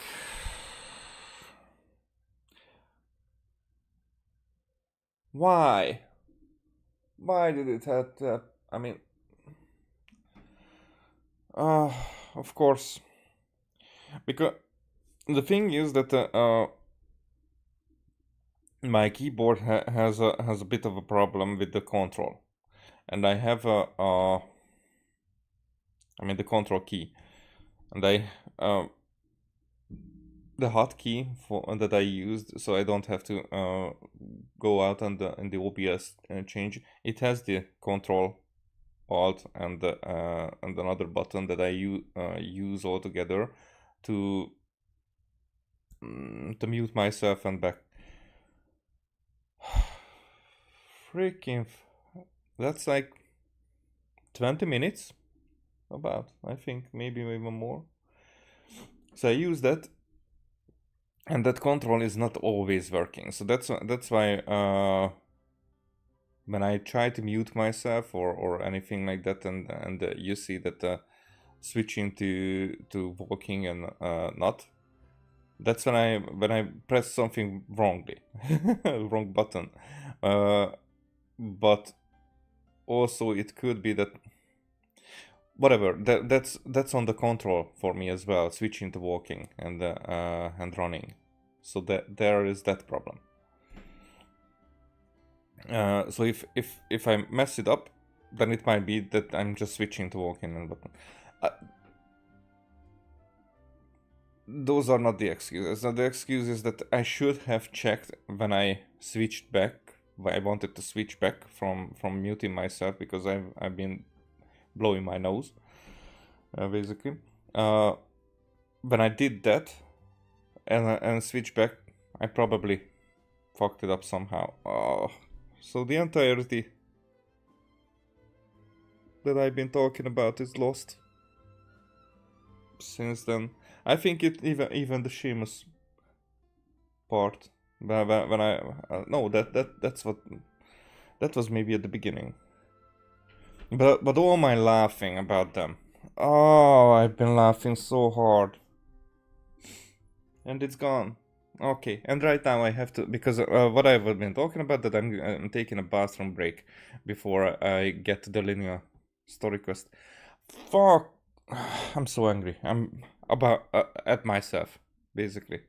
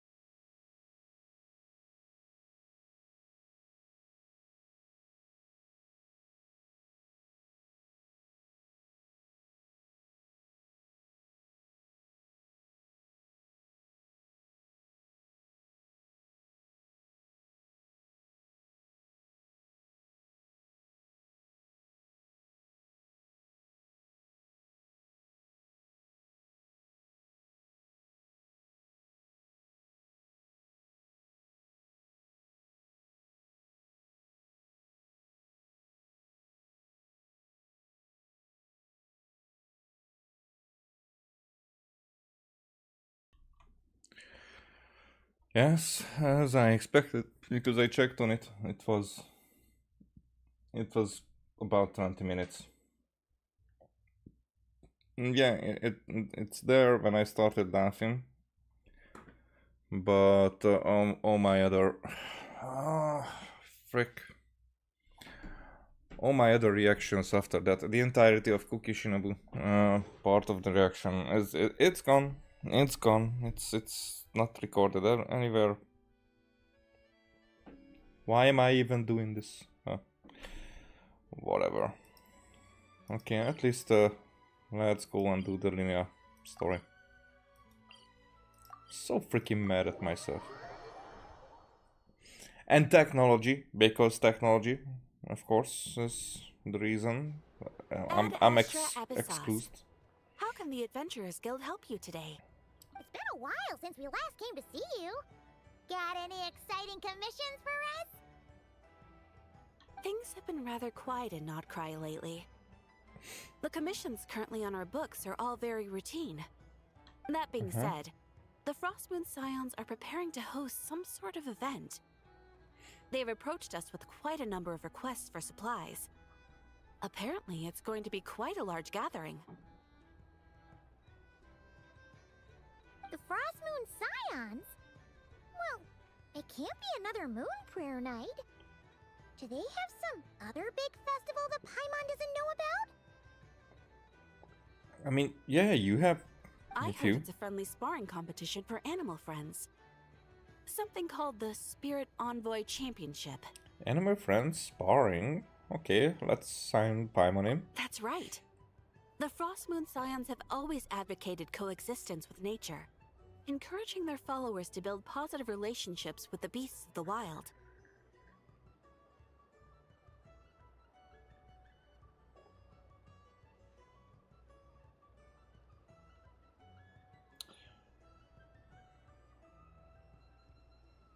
At the same time, to ensure their animal friends build the strength to withstand hardship and disasters, they put select animals with whom they share a special bond through a unique sort of training. The Spirit Envoy Championship is designed to find the strongest human-animal pair by means of friendly sparring. In previous years, the competition was restricted to the Frostmoon Scions only, but this year, participants from all over Teyvat are invited to join. I understand that the Frostmoon Scions have even prepared a generous prize for the winner.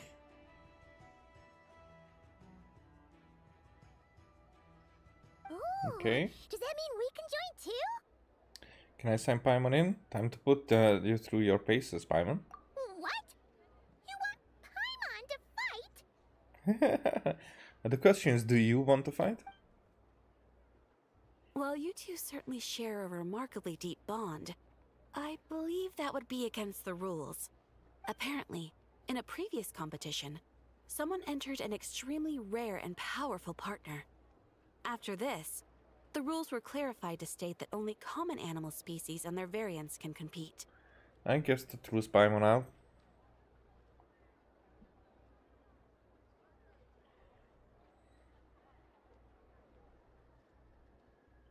It's...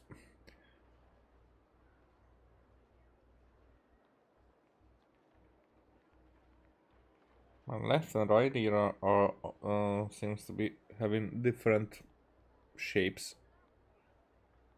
Because I'm trying to adjust the earpiece so that it would make a somewhat centered sound in my ear. Ah, what a shame, huh? Paimon was totally looking forward to making a super cool entrance and then... Paimon is the winner! Sucks that the rules got in the way. Looks like Paimon won't get a chance to show off her skills. Unlike, all those other times. Yeah, like every time. Anyway, who else do we know who might want to take part? So if she is the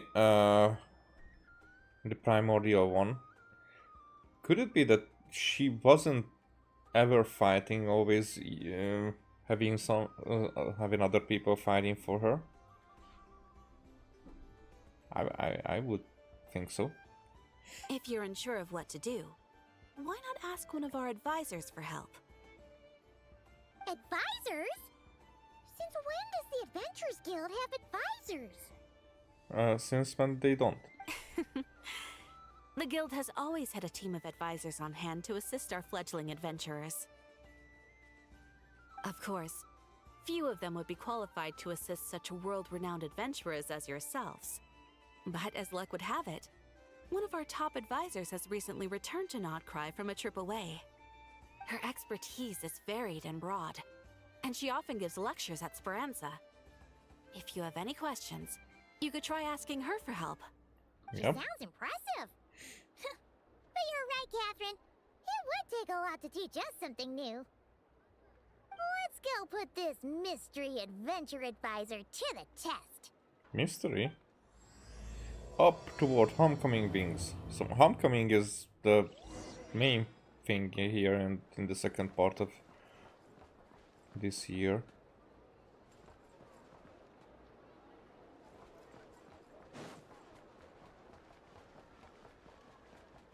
Okay.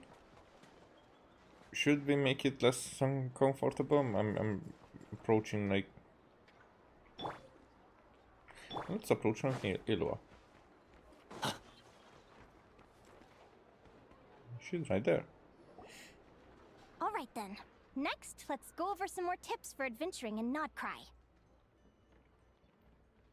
If you found yourself getting hungry in the wild, what are some things you could eat? Well, food. That's easy. Lacca berries, midsummer berries. There's loads of options. Correct! 10 points to you! That must be who Catherine was talking about. She looks pretty young for an advisor, though. How knowledgeable can she really be? But there are plenty of places where berries don't grow, right? What should we be looking for in those places, Miss Linnea? Good question. I'm glad you asked. That's exactly what I wanted to talk about next. Does everyone recognize this mushroom? Based on the color... This is an edible one, right? Doesn't look poisonous to me. Wrong answer. This here is a brown-capped mushroom. It looks harmless enough, but eating it will give you hallucinations. An unsuspecting adventurer once used a handful of these to make a pot of mushroom soup. Next thing you know, he was trying to foxtrot with the wild hunt. Luckily, he was spotted by a fisherman passing by who managed to save his life. But it was a close call. Mm-hmm. That sounds so dangerous. Yep. So don't ever eat mushrooms. I mean, that's what I follow. I never eat mushrooms. You bet! Adventuring in the wild is no joke. Alright, on to the next! Does anyone recognize this plant? Can you tell me if it's edible? It looked like a crystal. Isn't that a winter ice-lea leaf? They say that the King of Winter Icely and the King of Midsummer Oak are sworn enemies. If midsummer berries are sweet and delicious, I guess winter Icely leaves must be horribly bitter. Paimon knows the answer to this one. Winter Icely leaves might not taste good in food, but you can brew a nice tea with them. And also, there was one of the food that we used it for. I'm quite sure. Huh. Wow, impressive knowledge, Paimon. Where did you learn that? At the flagship. Once, when Paimon was eating some yummy food there, Dimyon mentioned that one of the drinks in their roulette special has winter Icely in it. Who are... Who are we? It looks like we have an expert attending our Q&A session today. Well, I hope you're ready for the next question. Bring it on! What is this glitch? Or is it just a tension? Every adventurer knows to pack a compass and a map before heading into the wilderness. But where would you go to buy these things? What are those glasses? Where were those glasses coming from? It's like she looks like Emily now. Listen up, everyone! The answer is... the Adventurers Guild! Oh, really? But I hear Mimas Brunner Book sells them too, and at a very low price. Ha! Paimon's done her research. The boss of that place tries to pass off cheap knockoffs as the real deal. Don't be fooled! Well said. But even with a high-quality map and compass, the wild can still be a dangerous place. What should you do if you're being chased by a monster you can't fight off? Seek help from the Ratnikian patrol. Correct! Although the Ratniki's main duty is to deal with the wild hunt. You can always ask them for help if you run into serious trouble. While we're on the subject, some adventurers have found they can use the territorial nature of radiant beasts to their advantage. Lure a monster into their territory and they will fight each other instead of you. I wouldn't recommend doing this though, as you may instead find yourself fighting 2 enemies instead of 1. Final question. This is an important one. Which place in Notcry is an absolute must-visit for travelers from abroad? Just one? Ooh, that's a tough choice. There's the Frostmoon Enclave, Star Sand Shoal, Blue Amber Lake. They're all so pretty. Then there's the Voynich Guild, the flagship, and so many other shops worth visiting. In truth, there's no right answer to this question. But if you ask me, the place most worth visiting is right here, Speranza. Really? And it is because... Why? Simple. This was once my home. So this final question was more like a little bit of shameless self-promotion. You can get delicious Notcry hot dogs and Lackberry Madams. And if you're not too hungry, just order a slice of midsummer tort. And listen to the entertaining rumors the children like to tell. That's it for today's lecture. Tomorrow, I'll be heading to the Frostmoon Enclave to take part in a competition. If you have any questions, you can ask at the Adventurers Guild, where the other advisors will be happy to help. Yay. Guess it never hurts to try a bit harder. Okay. What up? I haven't met many adventurers who can keep up with me. Consider me impressed. And? Who are you then? Oh, very curious about Paimon. Likewise! You really know your stuff. You're everything Paimon would expect from an Adventurers Guild advisor. Huh? What's the deal? Don't get so close! Traveler, there's something wrong with her! Actually, I was going to ask. Your little friend is so clever and cute. I love how she flies around, too. Can I pet her?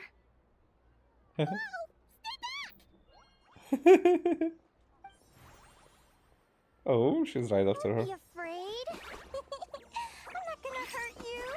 Come on, come here. Alright. Now we stepped in. I protect you, Paimon. Please go back to acting like a teacher. I'm sorry. I got a little bit carried away again. My name's Linnea. I'm an advisor working for the Adventurers Guild. And I promise you, I am not some sort of weirdo. Well, definitely you are. Let me make it up to you. You want something in a to good eat? way. Here, try some midsummer tort. It's delicious. Phew! You gave Paimon a fright. Paimon's never met someone so, how to put this, enthusiastic as you. I was fighting to keep a lid on my curiosity during class, but then I just lost control. Anyway, let's get this back on track. Could you tell me your story? How did you two meet? And then we tell everything. You tell Linnea how you and Paimon met? What?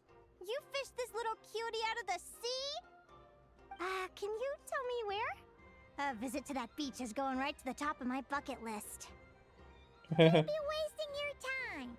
Paimon is one of a kind. You could sit on that beach for 100 years, but you'd still come away empty-handed.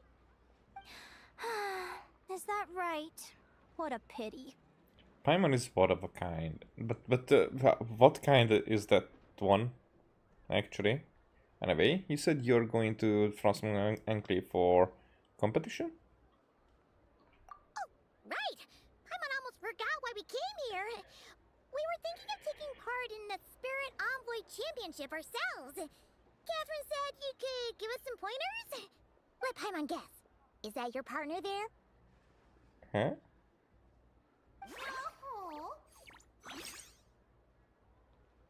Yep, her name is Lumi. She's my trusty assistant. I've never seen a creature like this. Hey there!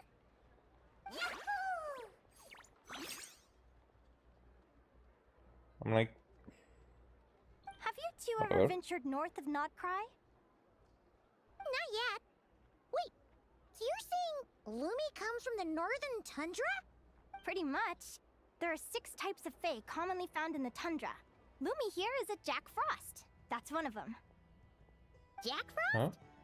Interesting name choice. She doesn't exactly look very frosty.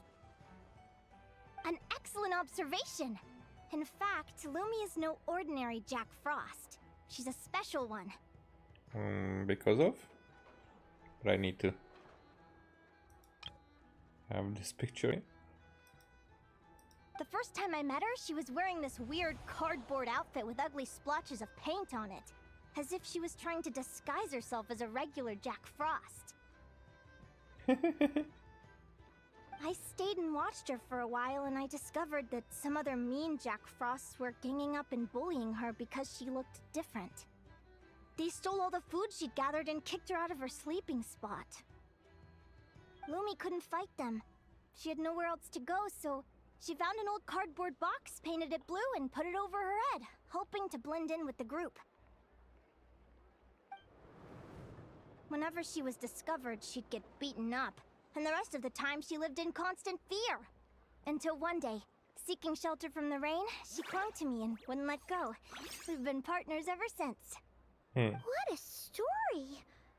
Oh, poor Lumi. Sounds like she's had a tough time. Yep. Okay, so now I get why she's always so happy. That's a much better option. As for why Lumi is so different from other Jack Frosts, I'm still looking into that. I'm thinking it's either a mutation or an atavism. Or maybe some sort of curse? Hopefully I'll find the answer one day. But either way, we're best friends for life. Nothing can change the special bond between us.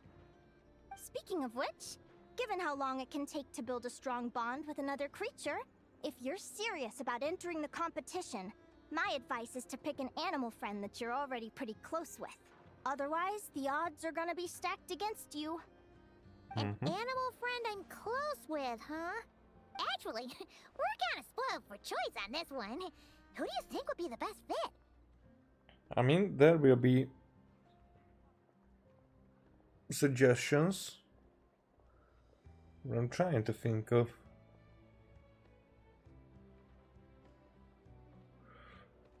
I mean, Ushu was there, right before. But Oz is better. I mean, that counts, even though it's not like a...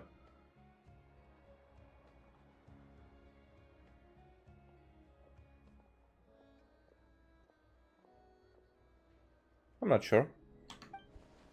I need to consider this carefully. Oh yeah! And I completely forgot about Shellhead. Aguara? A juvenile Tapetosaurus for a long time. It's sunburned inside a shell that could not be broken. Then you and your saurian companion discovered it in the ancient ruins and called to it from outside its shell. The dragon hash from its shell has followed you ever since, keeping you company and growing alongside you. But why is it called Agora? Huh? Aguara? What are you doing here?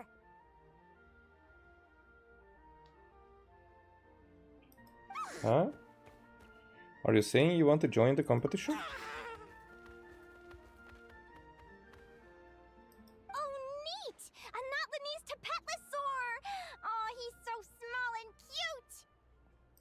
He seems to really like you guys. I'm sure he'll make a great partner. Alright, let's do our best, Agora. But what about Shahad?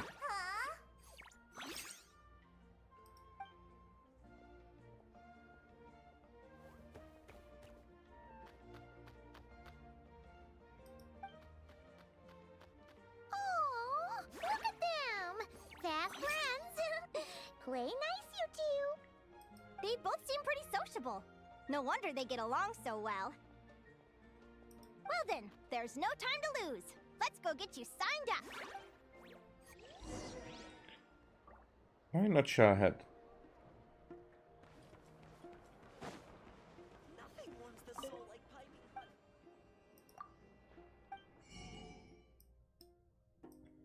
Okay, we don't have anything.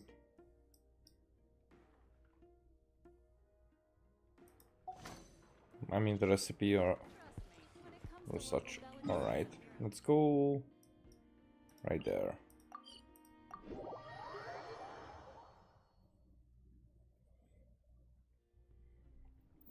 What?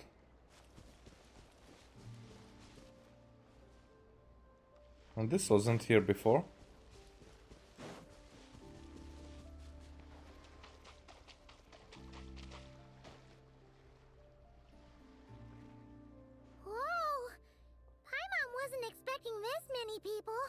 Hey, Mulani.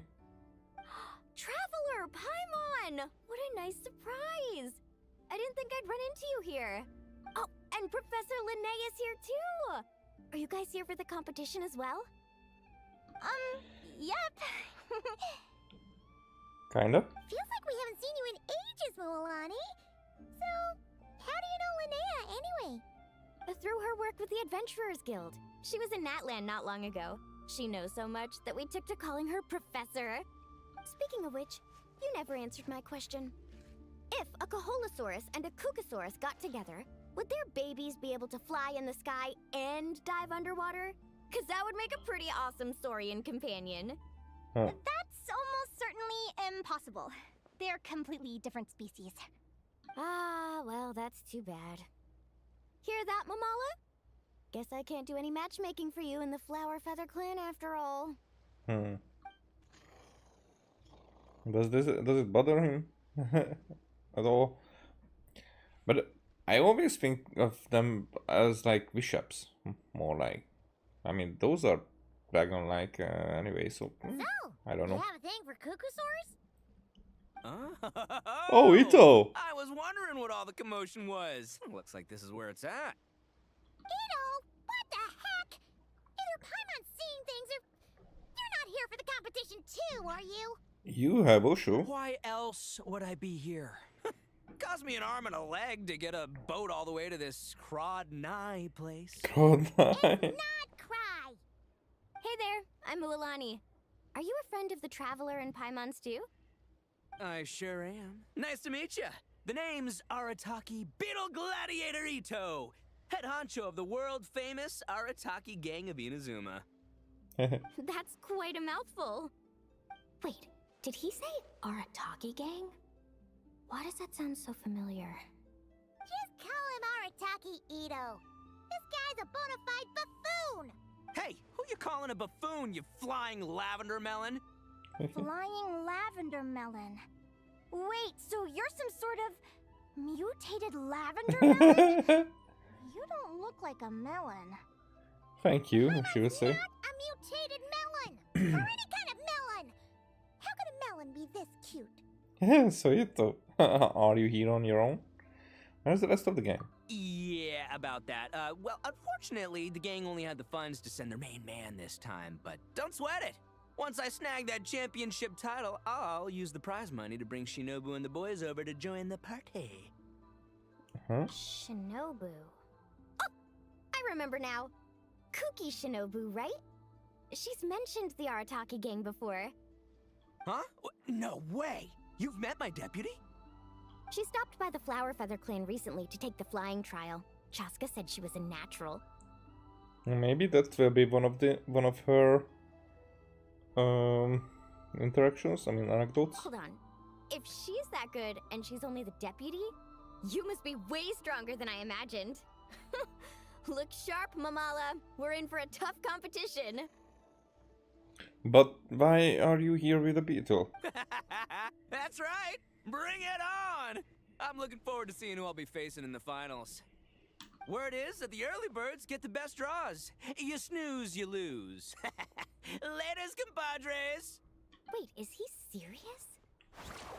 Mamala, we'd better hurry. No, that's complete nonsense. Yeah. Shall we?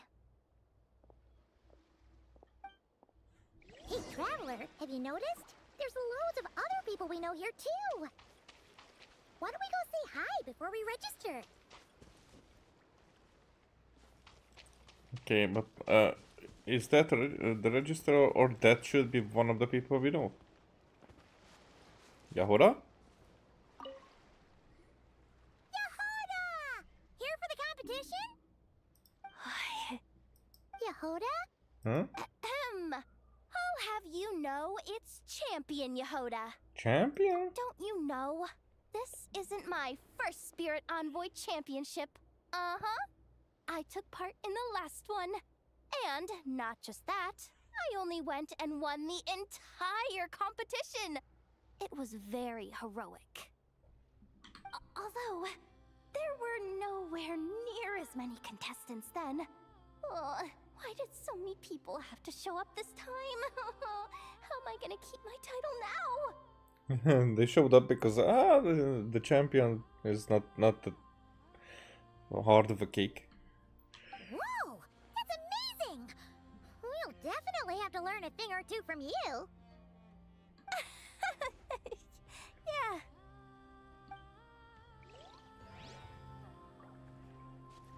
What if we talk again?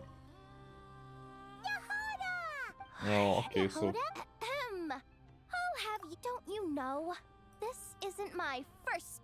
Although, there were nowhere near as many... Whoa! That's so Reed Miller... 13. Longmore? This is the biggest turnout we've ever had by far. We need to be extra vigilant to maintain order in the arenas. I've made all the necessary arrangements. I'm feeling more nervous than I expected. Don't worry. You'll be fine once you get into the swing of it. Thank you all for your support. Be sure to let me know at once if any issues arise. So you're not even talking to us. I see.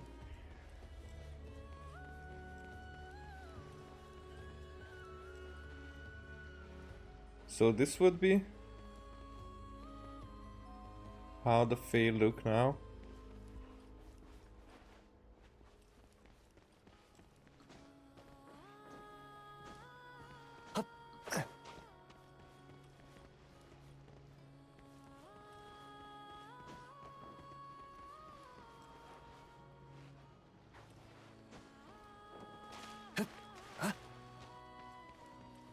Do we see anyone else?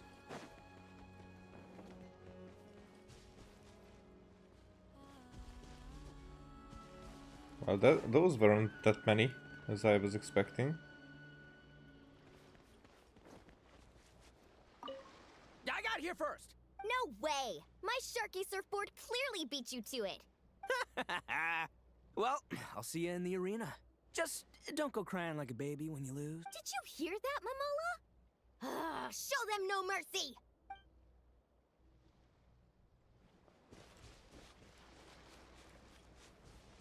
Fuito staff member. Yeah, we don't have anyone else. Alright. Thank you all for signing up for the Spirit Envoy Championship. Due to the high number of participants, a preliminary qualifying round will be held to determine which 16 contestants will progress to the competition itself. Prior to the semifinals, all matchups will be determined by drawing lots. Please also note that there are 2 arenas, which will be randomly assigned after the draw. Do you have any questions? Where do we go to draw lots? Right here. After registration closes tomorrow. make your way here to draw lots for the qualifiers. I Yeah. wish you all the best of luck in the competition. Okay, thank you. Then we'll come back tomorrow. Lumi, Agora, how you doing? Nervous? Roar. Great, that's the spirit.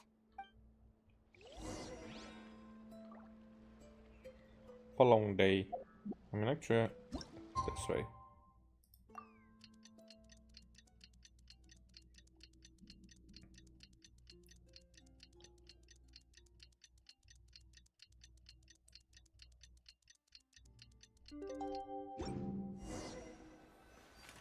Draw lots of the premier round. Who do you think our first opponent is gonna be? Oh, Paimon hopes they aren't too strong. Aguara might need some time to ease into it. Press to draw lots. For this match is Ratakito and his partner Crimson Stuff.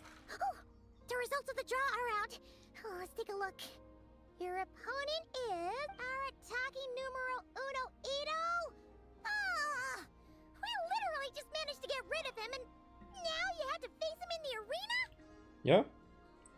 Looks like it won't be facing him in the finals then. Well, either way, it never pays to underestimate your opponent, okay? This is your first match, so be sure to make it count. Ah, I see you've been assigned to Arena 1. I'm in Arena 2. Guess I'll see you after the match. Good luck! Don't fall at the first hurdle now. We won't! Good luck to you and Lumi, too! Right. I kinda don't know still what it is about. I mean,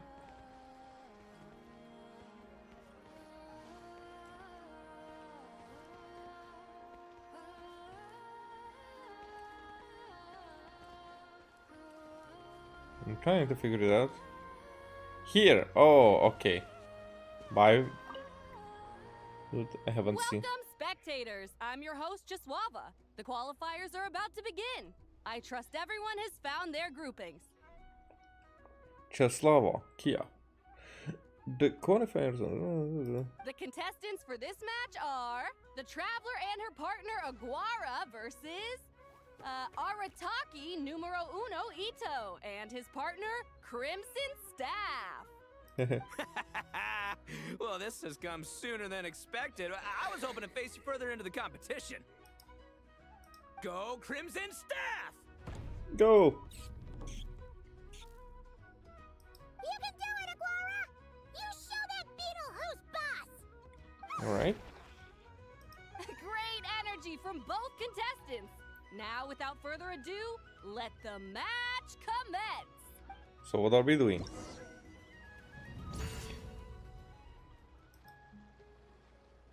Transcendental Nikabuto. In the Spirit and Void Championship, both contestants will command their partners better. The side whose HP is depleted will, yeah, of course, in the basic combat phase, contestants need to select attack moves for their partners based on the information they have observed. There is a counter relationship between attack moves used in an attack that counters the opponent can deal massive damage while ensuring that you take no damage yourself. In the basic combat phase, different opponents have different fighting styles. By carefully observing their movements and combining it with other observant information, you can see through certain special attacks. After a certain number of rounds are passed, or when the opponent's HP falls below, you enter a special combat phase. Participants must make quick decisions within a limited time to command your partner to deal with sudden, unexpected events. If the correct choices are made, massive damage can be dealt. True to his straightforward nature, Ito favors direct combat and does not rely on feints. Use what you observe to determine your next move and win the match.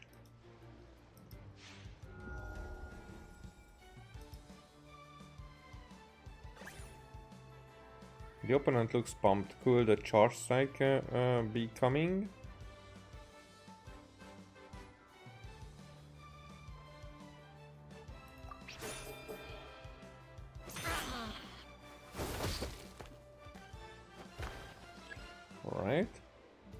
2 times damage to, okay. Open up your surprise attack. So we don't know what he's about to do. Let's go with defensive counterattack.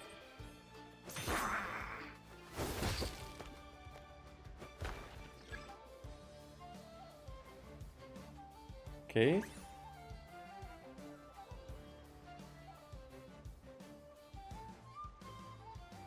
So a quick attack will be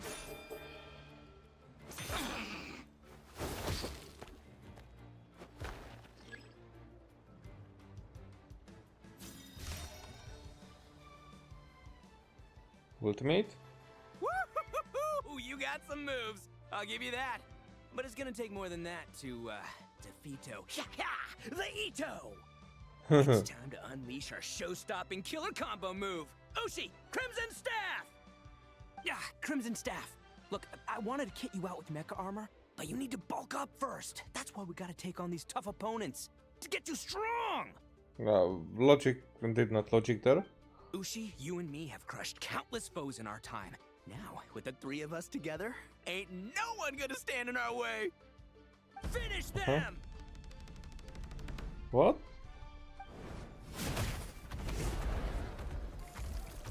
Oh. Make your choice and burrow into the ground. Surely this is against the rules. Let's go underground.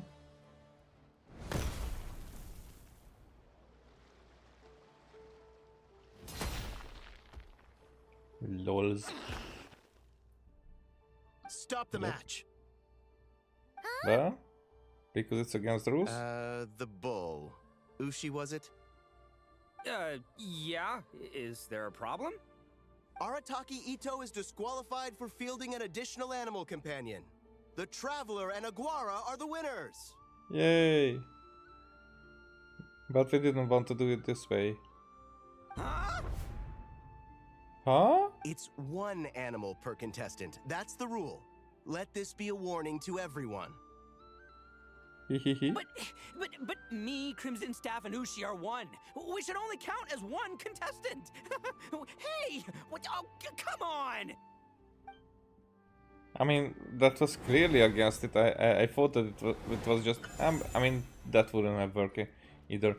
To just like, Ushi would throw Crimson stuff. You made it through the qualifiers. Paimon wonders how Linnea's doing. Let's head over and take a look. Actually, we should probably console Ito first. Paimon feels a teensy bit sorry for him. It wasn't really a close call, by the way. I can't believe it. My glorious journey ended at the first step. You can only blame yourself for that. It's your own fault for not reading the rules. Ushi, Crimson Staff, are you guys trying to cheer me up? Well, don't you worry. We'll come back stronger than ever next time.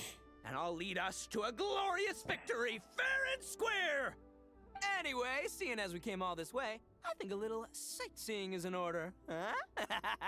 Let's go get ourselves a taste of Crowd Cry culture! Crowd Cry. Seriously? Again? It's not cry!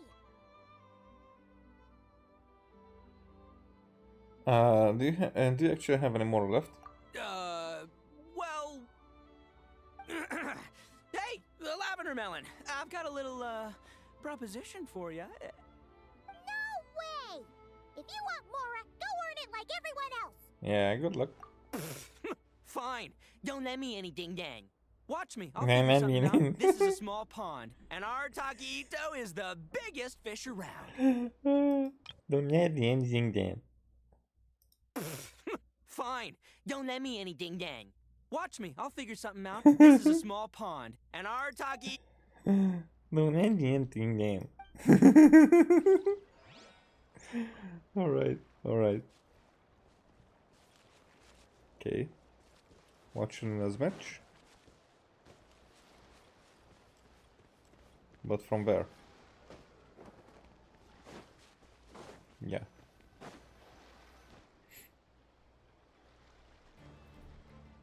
Dodge left, Lumi! Yeah? How did you know I was gonna... Now counterattack! Pummel it! Looking good! Let's do this!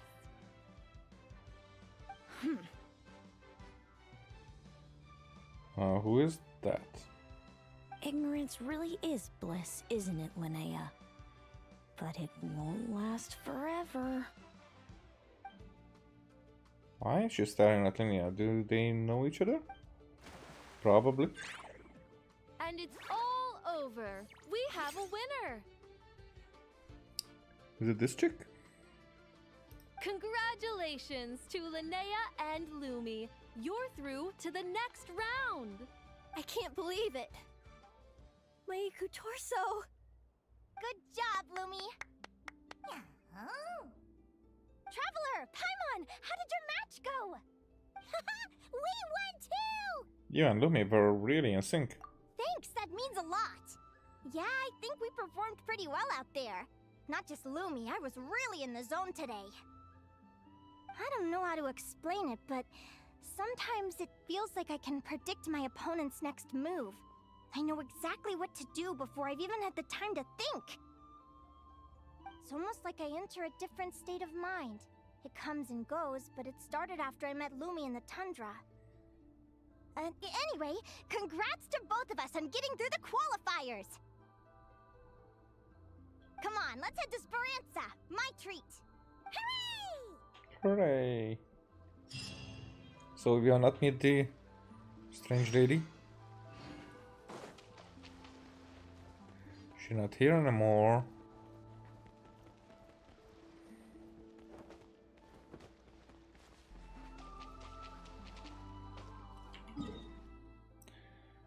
Hette Speranza!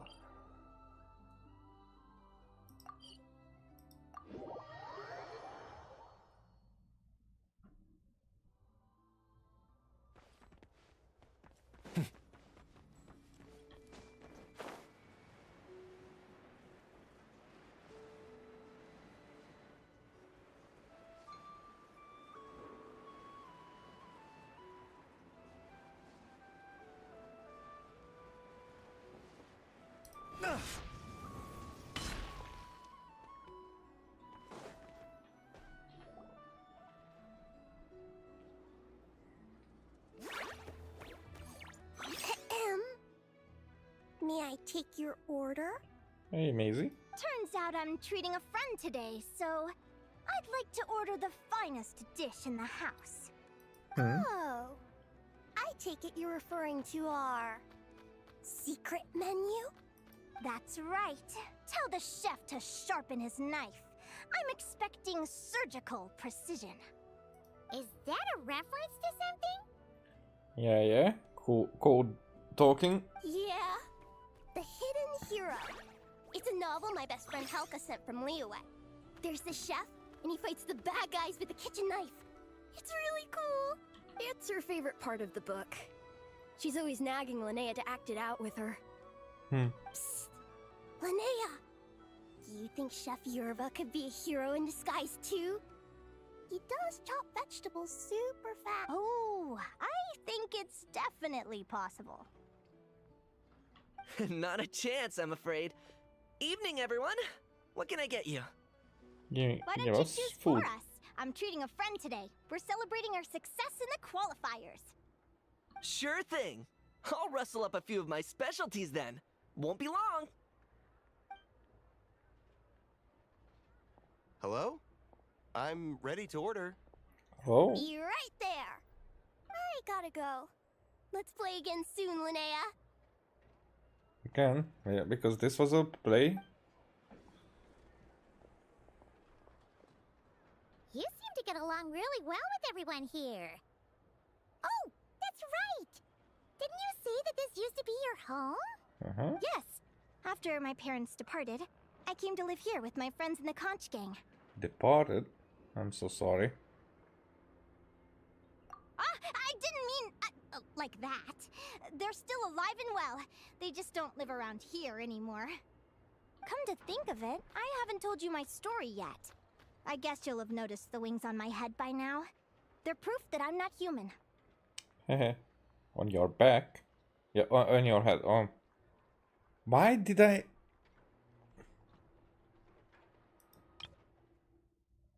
Come to think of it, I haven't told you my story yet. I guess you'll have noticed the wings on my head by now. I don't know They're why... proof that I'm not human. Why I folded back. Is what she said. Are you comfortable telling us some more? Sure. Well, it's a story that starts a long, long time ago. When I was just a kid, my wings were barely noticeable. They looked just like two little cowlicks. No one suspected there was anything unusual about me at first. Not even Mom and Dad.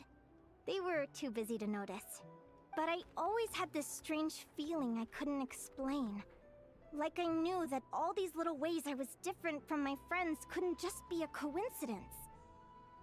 Then, I was a little bit older, I read this story in a book of folktales. It was about changelings. Changelings?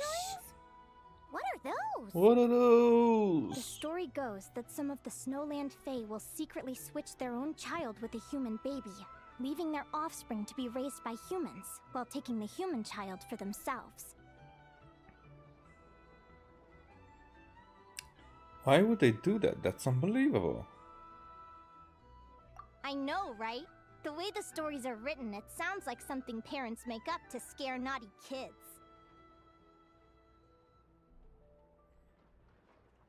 If you don't behave, the Fae will take you away and leave a better behaved child in your place.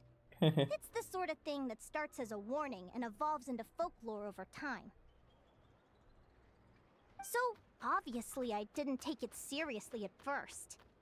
But then as I grew older, I started exhibiting more and more Fae-like traits. I mean, just look at the crystals on my skin. No humans have those. It's a dead giveaway. So, you're really a changeling, huh? Did you tell your mom and dad? Bear with me, I'm getting to that. So, but the beginning.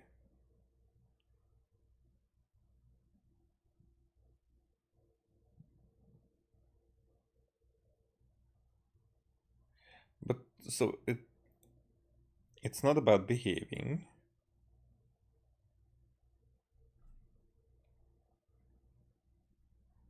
And it's not that the parents do that. At first, I wanted to hide it from them, but eventually I plucked up the courage to tell them. I figured, even when we're scared and uncertain, it's important to face the truth head on.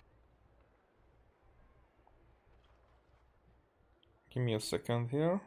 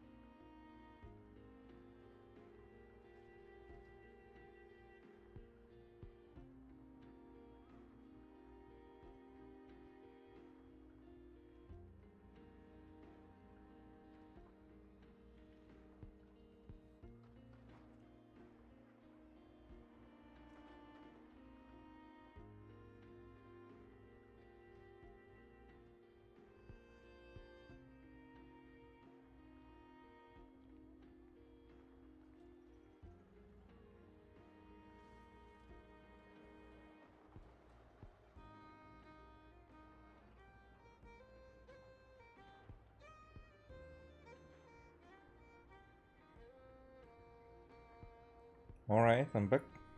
They were stunned, of course. It took them a while to accept it, but after the truth had sunk in, Dad sat me down and told me they'd decided to head north and look for their child that was taken. So she's there. And she looks very snažná for me.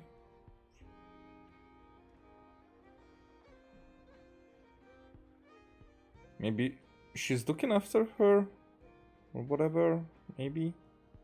Another Fae, maybe. They're really good people, though. Not only did they raise me for all those years, but they left me some money in case of emergencies.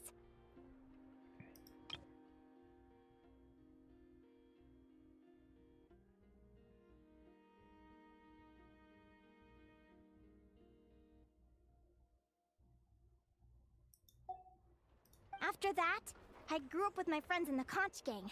All of these kids are from broken homes, but everyone supports each other, and they still live life to the fullest. This is not exactly a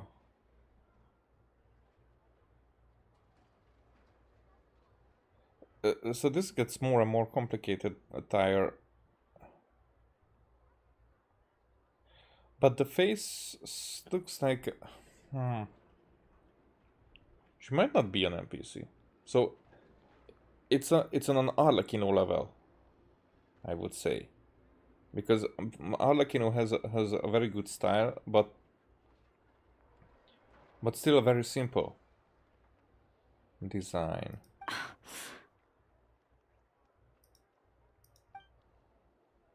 Maybe she's the one Food's ready. she was switched with. She will be the other child. Yeah, it just right? sort of came up in conversation. Whoa, what's all this? You've cooked up a real feast, Yerva. Well, you did say you were treating a friend. Besides, only the best for our old boss. Old boss? Old boss? Linnea was your boss? As you were the head honcho of the Conch Gang? Please excuse my ignorance, Don Linnea. Hey, what kind of a reaction is that? Linnea's been a fountain of knowledge ever since she was a kid. She always speaks with such authority. Everyone admired her so much that we picked her to be our boss. But the Conch Gang's only for children. Once you grow up, you have to leave, so now she's the old boss. I've always found the logic behind that title to be a little flawed. I mean, what happens when the others grow up? Will I be the ex-old boss? Surely it won't be long before I'm the previous former ex-old boss. Uh-huh. We'll all be long gone from the Conch Gang by that point. As far as we're concerned, there's only one person that we'll ever think of as our old boss, and that's you. Sweet. Oh, that's really touching. Well, if it means that much, maybe you could leave a 2,000 more a tip? Much appreciated.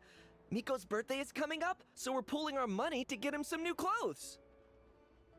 Sure thing. I'll go one better and give you 3,000. But just this once, all right? I have my own stuff to save for. Oh. What are you saving up for, Linnea?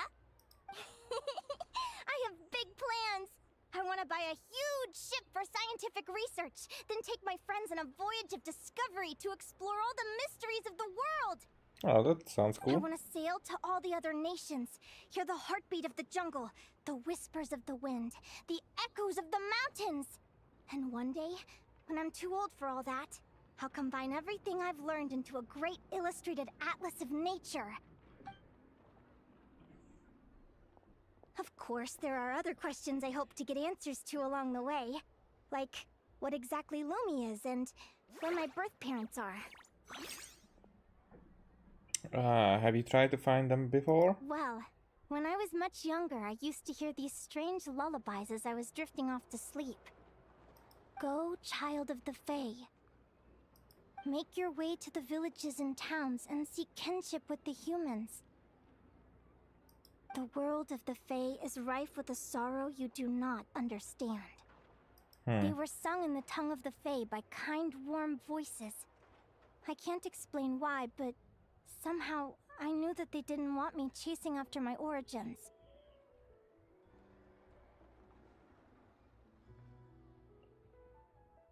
Huh. Really? Still, I did visit the tundra once when I was a little older to see if I could find out anything about them. But just being there made me feel uncomfortable. Every instinct was telling me to leave. It's odd. That place is supposed to be my home, but it feels like I'm unwelcome there. Could it simply be because I'm a bird fae, so I prefer a warmer climate? Oh, I think it's definitely possible.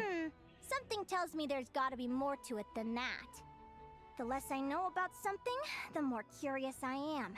One day, I'm gonna get to the bottom of it. But enough about that. We're supposed to be celebrating our victories!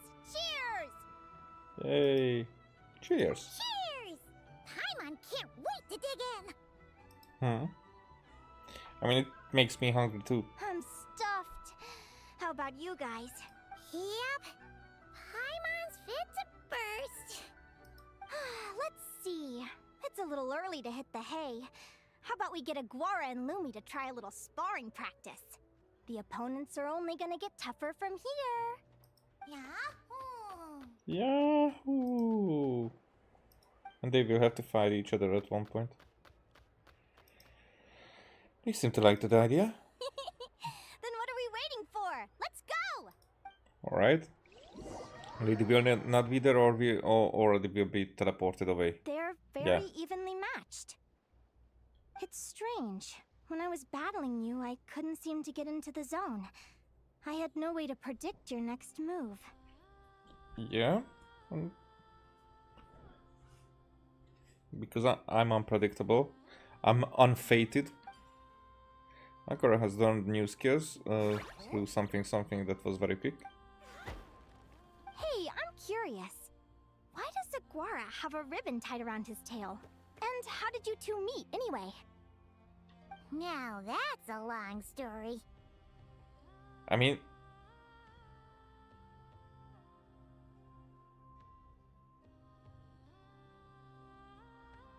Because that wasn't even Aguara, her name back then.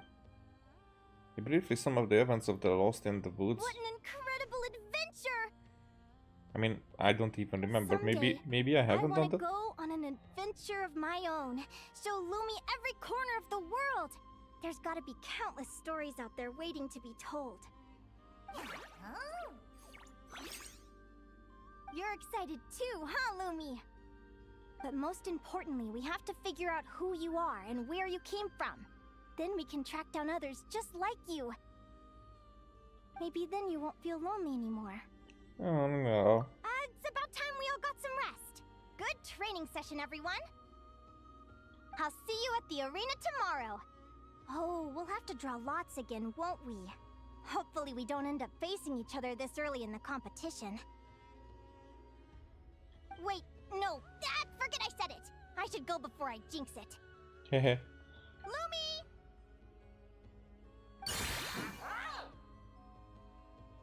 See you tomorrow. You're welcome. Bye. Did you say something? Because I'm phasing out a little bit.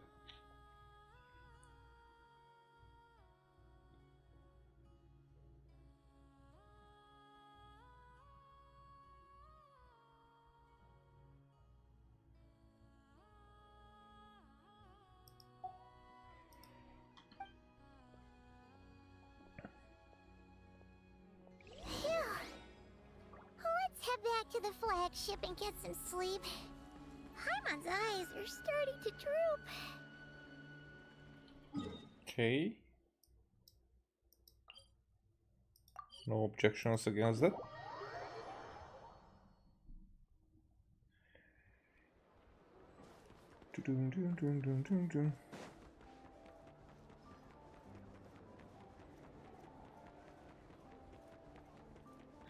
So about these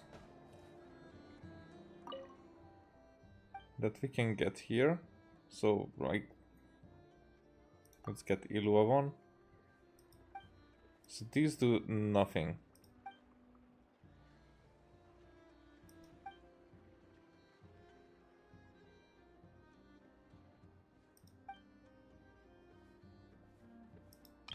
Okay, so... Oh, no, not that.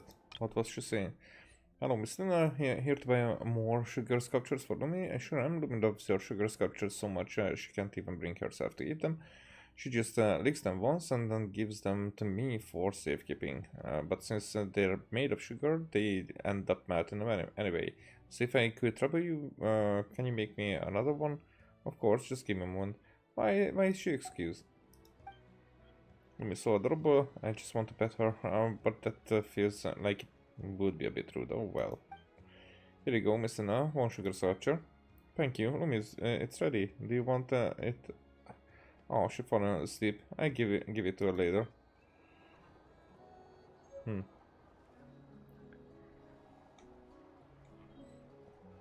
Oh, and that was because of Werewind's meat, where it's not odd, but it's controlled. So that's why I mess up again. Also, it could be that I wasn't even switching to. But I was clicking outside of the screen, and maybe that's why I pressed the wrong button. Whatever. 20 minutes lost. I'm still angry about it.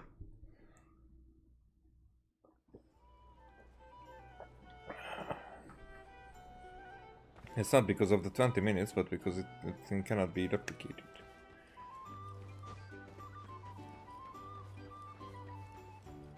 You know? Waiter! Come here and taste this wild berry trail! Then look me in the eye and tell me it's fit for human consumption! It's much too sour and has a bitter aftertaste. I want my money back! Please don't shout. I assure you the berries we use are of the highest quality. Bitter is out of the question. I think you've had too much to drink. Time to settle up and leave. Too much to drink? I'm perfectly sober, thank you. Now you'd better give me this meal on the house. Otherwise... Otherwise... what? Huh? Who the heck are you? Oh, I'll tell you who the heck I am. The name's Arataki. Thanks for waiting, mucho apreciado. Ito! An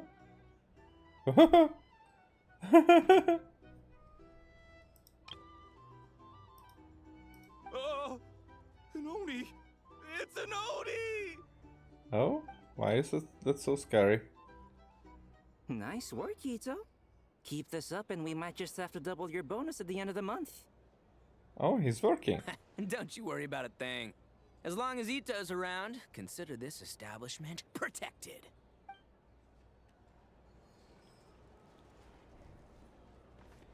Well... So we cannot talk to you and he went away. Conversation with... oh, it's Pavel! Not Saronjak, Pavel. One drink recommendations? Well, for starters, I recommend you drink less. A waiter who tries to convince the customers not to spend? That's how you know to trust my recommendation, and I happen to have another one. Why don't you try some of our food and soft drinks? I swear you won't regret it. Do you have any reliable intel? Oh, you're that sort of a customer? I'm afraid you're not going to get much from me. I mean, who goes around leaking important details to waiters? Now, gossip, on the other hand? You see that young man over there with the brown hair? That's right, the treasure hunter. He's actually Dum-Dum, the son of Speranza's boss. I don't know which one, but whatever. Okay, is that the sort of gossip you're after?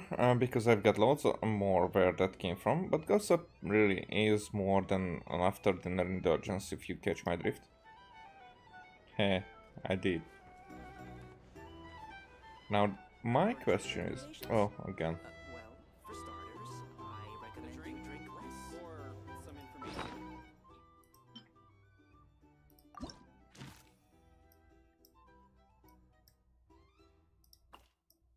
Shinobu.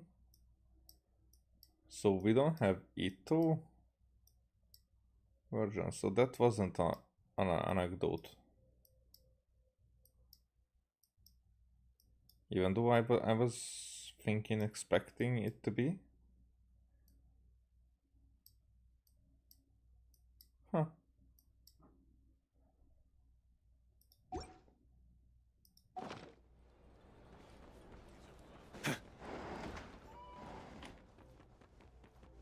Himarum.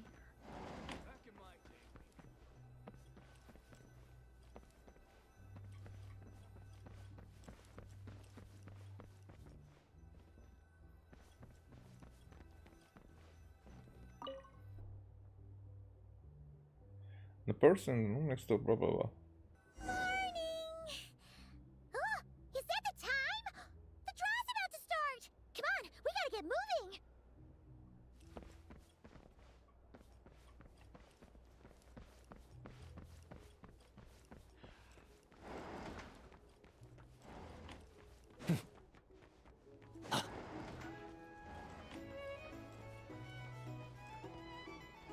That was all interaction with them.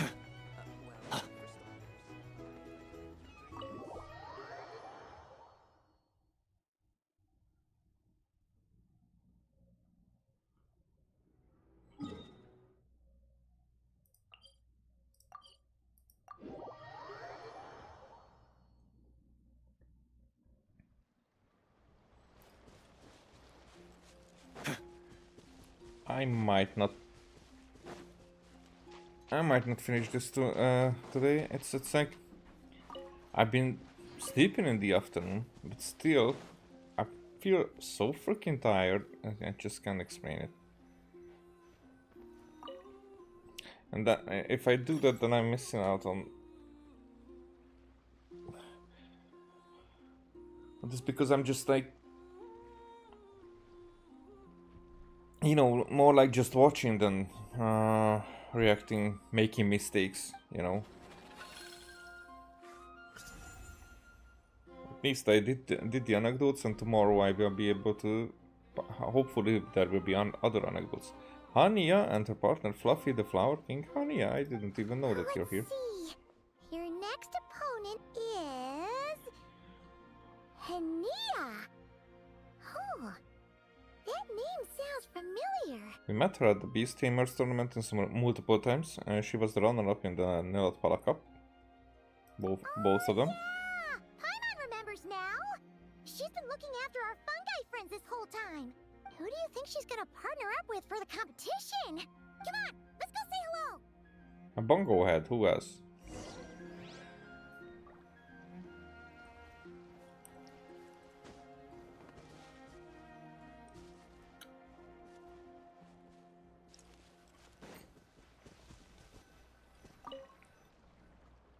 Welcome, one and all. The round of 16 is about to begin.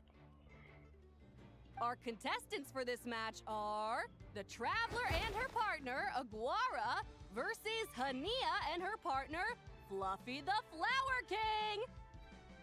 Hey, Golden Comet and Silver Companion. Good to see you again. This'll be our first proper rematch since the Nelatpala Cup. Yeah, I'm prepared to be annihilated. I'm just looking at the background. We don't see. I brought my old Sumpter beast with me this time. Looks like you're partnering with a new companion too. Let's see who wins this time around.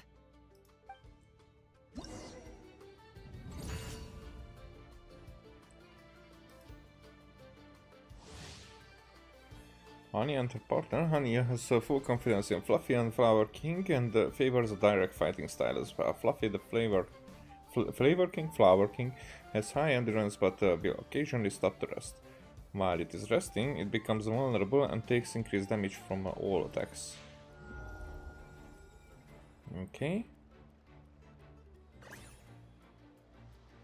Weapon appears to be adopting a defensive posture. And then a charge strike.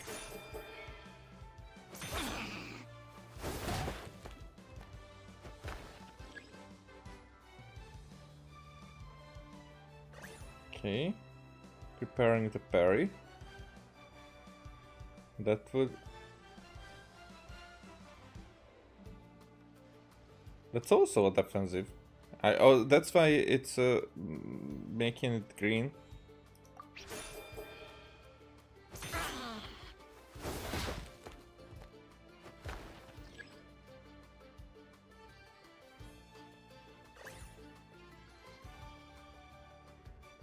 That's all that it does.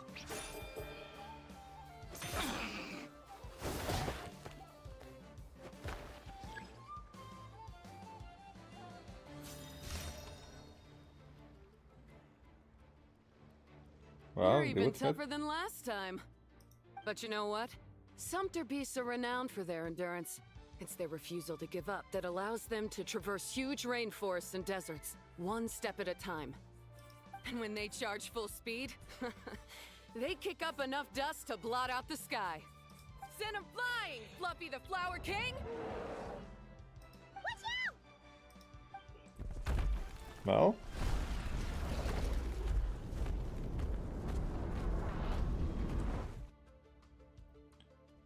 Jump onto its back. I got a dodge. Well, dodge. Whee! Huh? Fluffy, wake up! Fluffy. It wasn't prepared to not hit. Well, we're only going with charge strike this time, I see.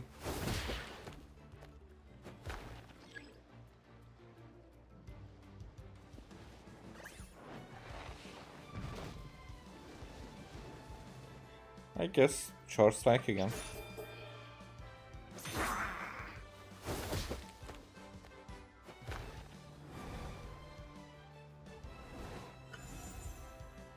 Well, it didn't do much.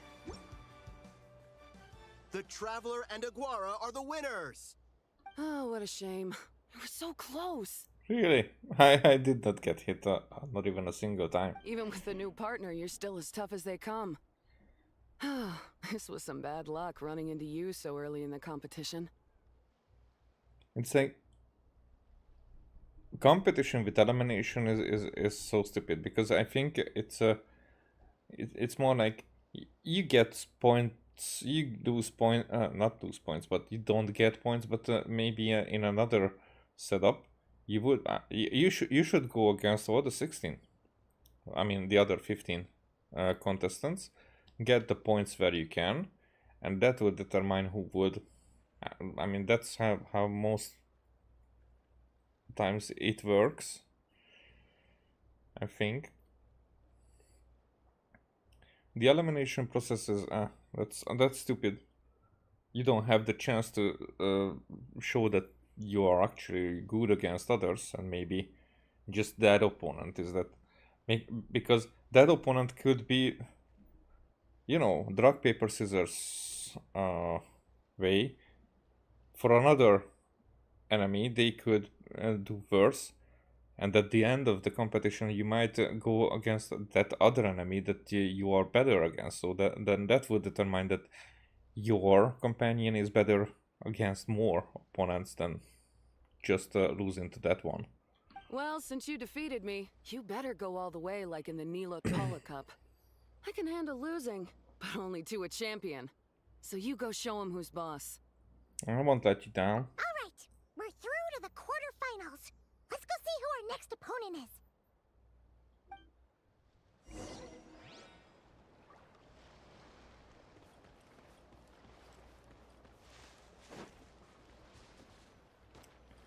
But I do think that before that revelation, I think I'm going to finish it here for today. 3.5 hours anyway, so I've been here. There will be the exploration of the Dornman port, because this today's exploration was more like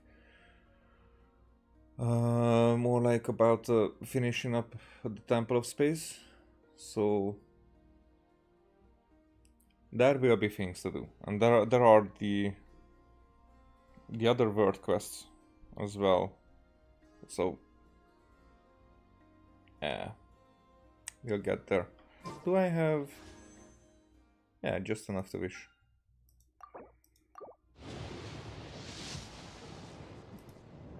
Wish for nothing. Any here? Nope. Just doing what you're good at won't cut it, you know. Sometimes the only way to grow stronger However, is to step out of your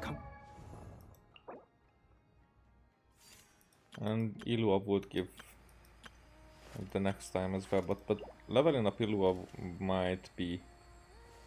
I will do that now. Okay. That much I need to do. Very good.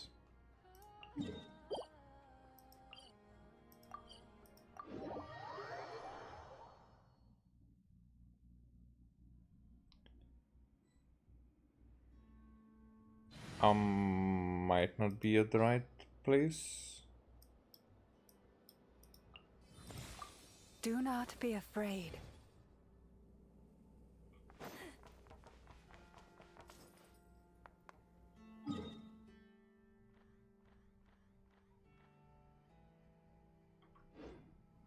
Or maybe I am.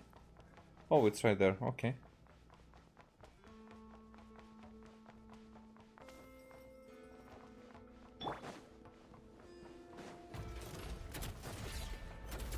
Stabilize! Surge. Lush as the moon. Go, Lumi! Like it or lump it!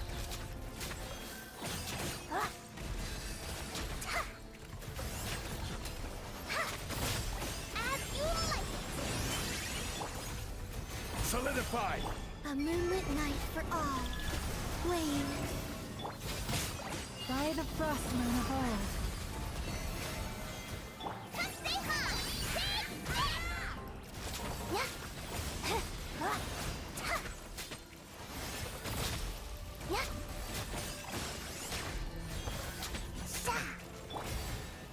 Stabilize!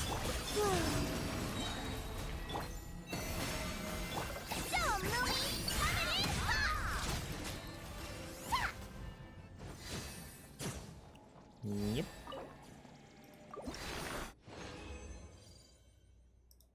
So we need 3 more. Ah, that's... Oh, that's not the bad one. Could be better, but... Gather! Surge.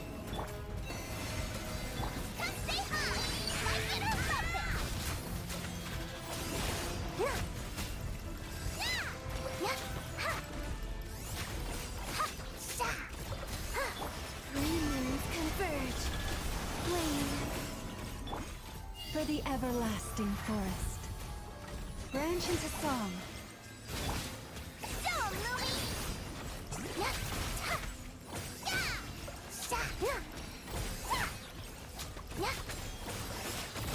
That's nothing!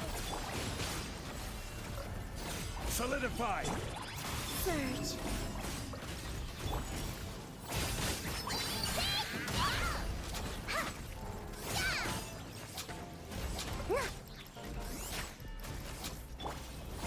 Stabilize!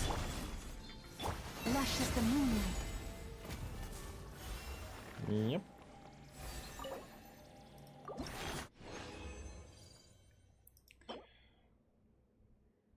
Nope. And we have that.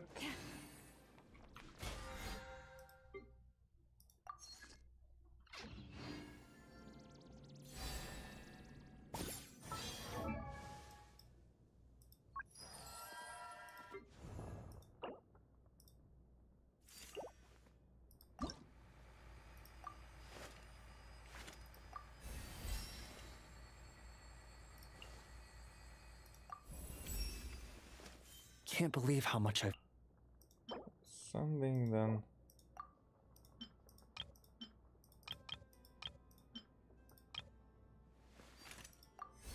Let's go with that.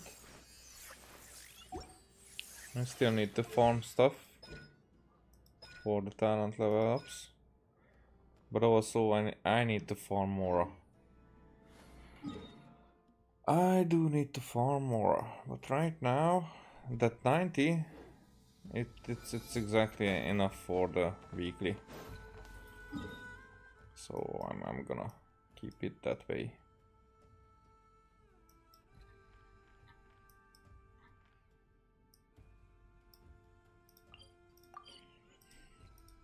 And then, thanks again